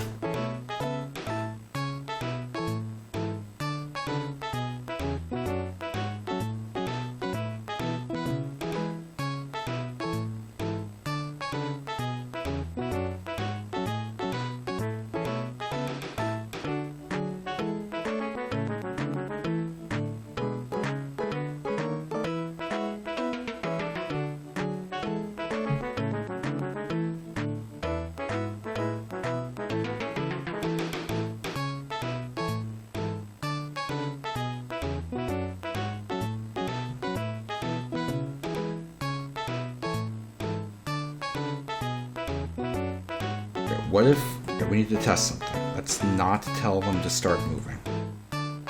Let's let them stay still and just start the regrow animation.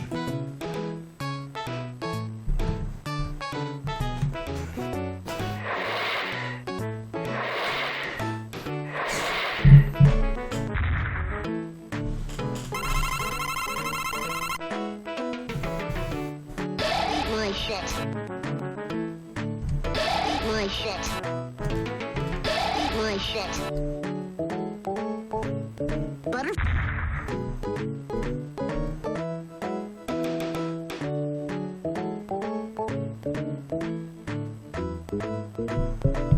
Something about making them start moving. Start moving is shooting them off. Let's see. So let's try this. Let's set speed to 25 for just cat.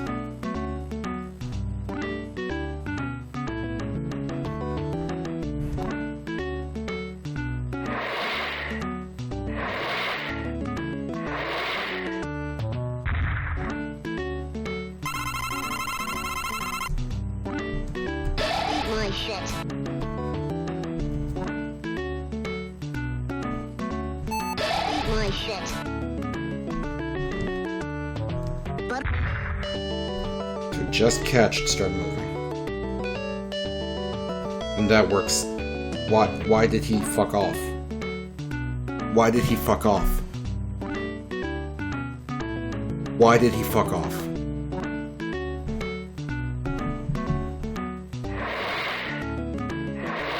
Why did he fuck off?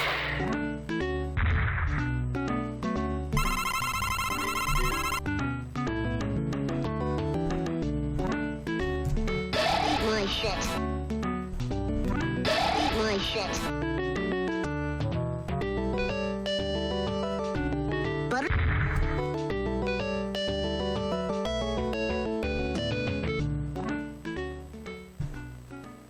Why is he fucking off?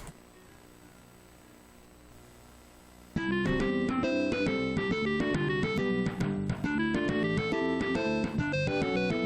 want to try something here. First, let me check what makes him bounce. 'Cause it should just be hitting a wall. Yeah. So that's simple. Okay, let's try this. Down here, where we're having them resurrect themselves. I'm also gonna have a little effect happen just so we can see if this is firing off too much.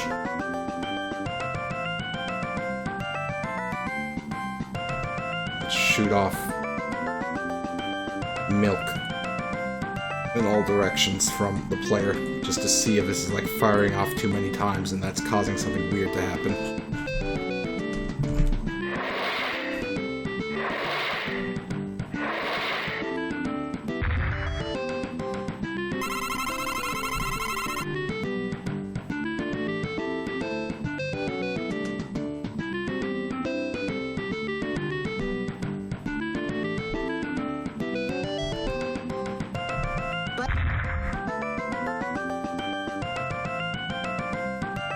Nope, only one milk got shot off. So this event is not like super repeating and forcing Cat to continue moving. Then what is? What is forcing Cat to continue moving?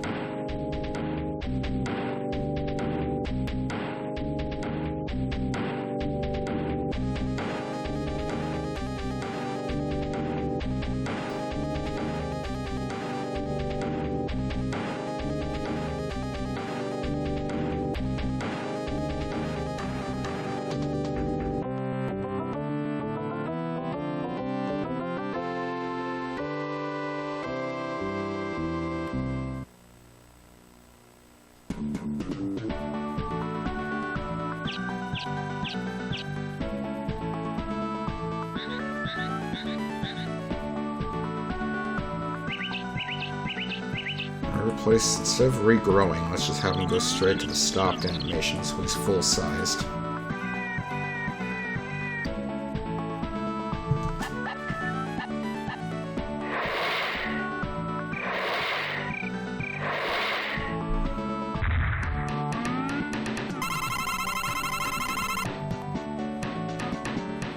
Butterfinger. Butterfinger.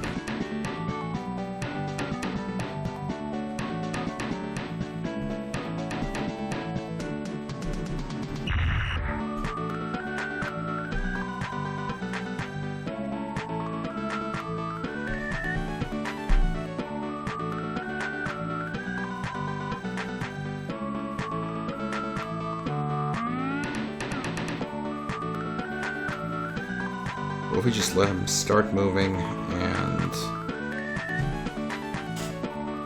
we don't change the animation? Just let him keep his one little pixel. Let him keep the one little pixel.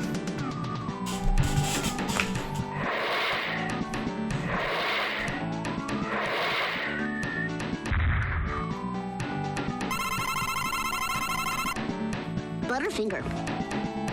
Butterfinger. Butterfinger. Butterfinger. Butter.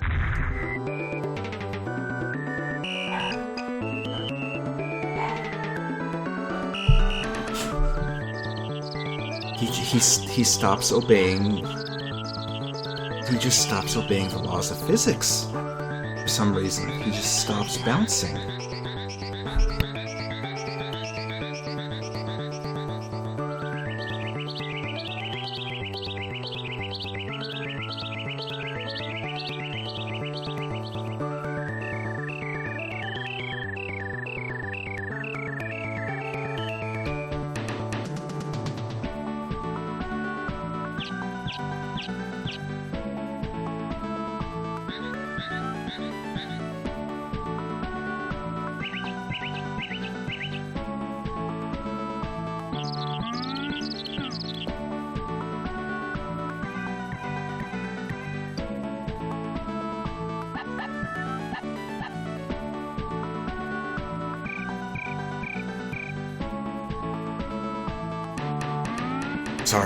Sorry, in-laws are visiting to see the baby. I'm completely baffled as to why suddenly collision stops working.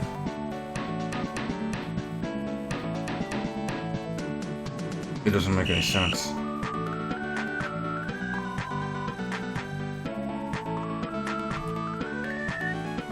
Let's set his animation to stopped and let's arbitrarily put him like literally in the middle of the stage and see if it makes a difference.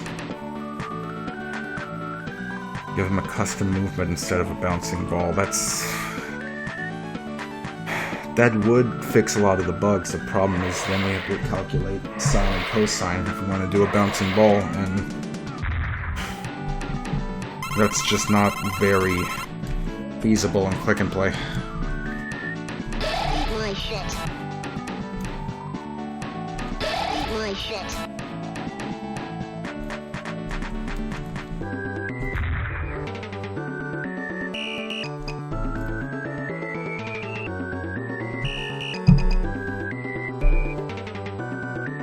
So weird.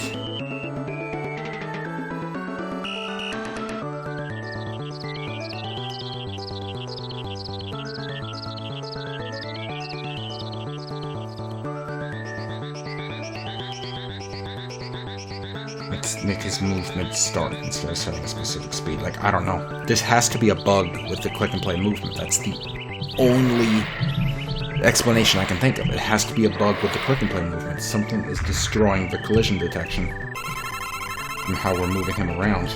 My shit. My shit. My shit.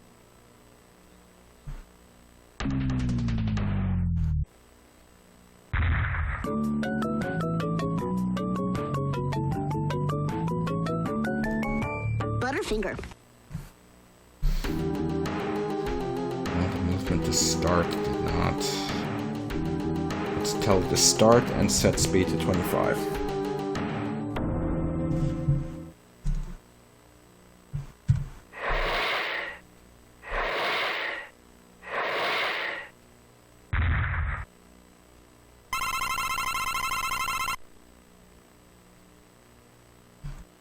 My shit. My shit. My shit. My shit. Butterfinger.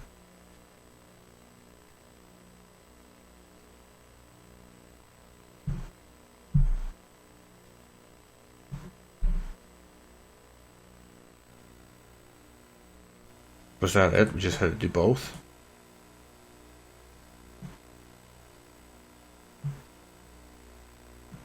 Regrow, start, set speed.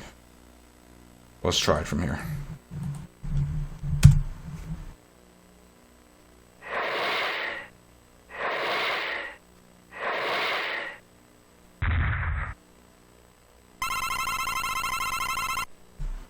My shit.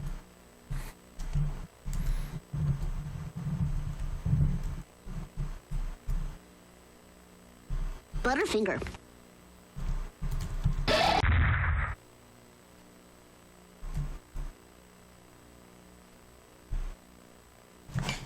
Okay, now I guess let's try it for dog as well. Is that really it? We had to both...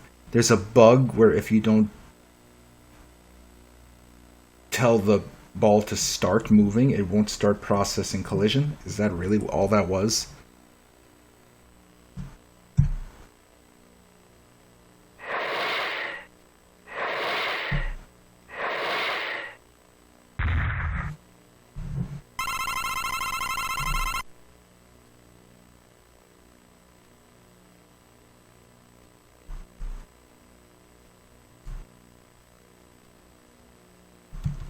my shit.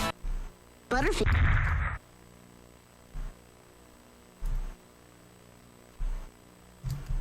Eat my shit.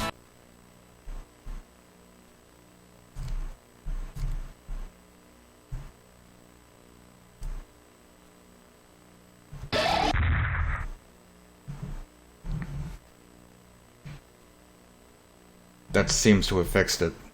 We just had to both tell him to start and set the speed. Ugh, what an annoying bug that ate up way too much of our time. It's an illogical, stupid bug.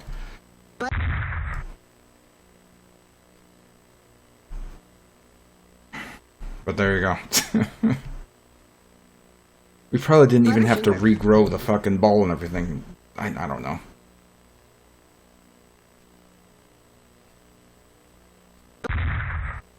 Either way, it seems like we got the majority of the first phase of the boss fight in the preliminary state. Oh my god. What a mess.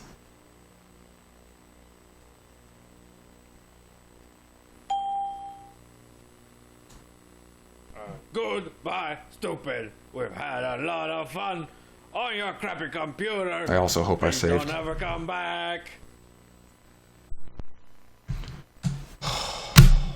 Lord. That was a very frustrating development segment, but we worked it out, and the first phase of CatDog's boss fight is more or less functional. Holy moly. So there you go. Whoa. Anyway. Could have gone better. Could have gone a lot better. But there you go. So thanks for tuning in. I really appreciate it. It means a lot to me. And by the way, yesterday, Friday, when I was like an hour and a half late to start the stream, I still basically had the same amount of viewers. So I really appreciate that y'all tuned in late to watch me play games, even though I was so late. I really appreciate that. Thank you. That means a lot too. Like, it does. Anyway, assuming the baby cooperates with going to sleep on time, tune in Tuesday at 9 p.m. Eastern for more Majora's Mask. Friday at 9 p.m. Eastern for more Sonic Epoch.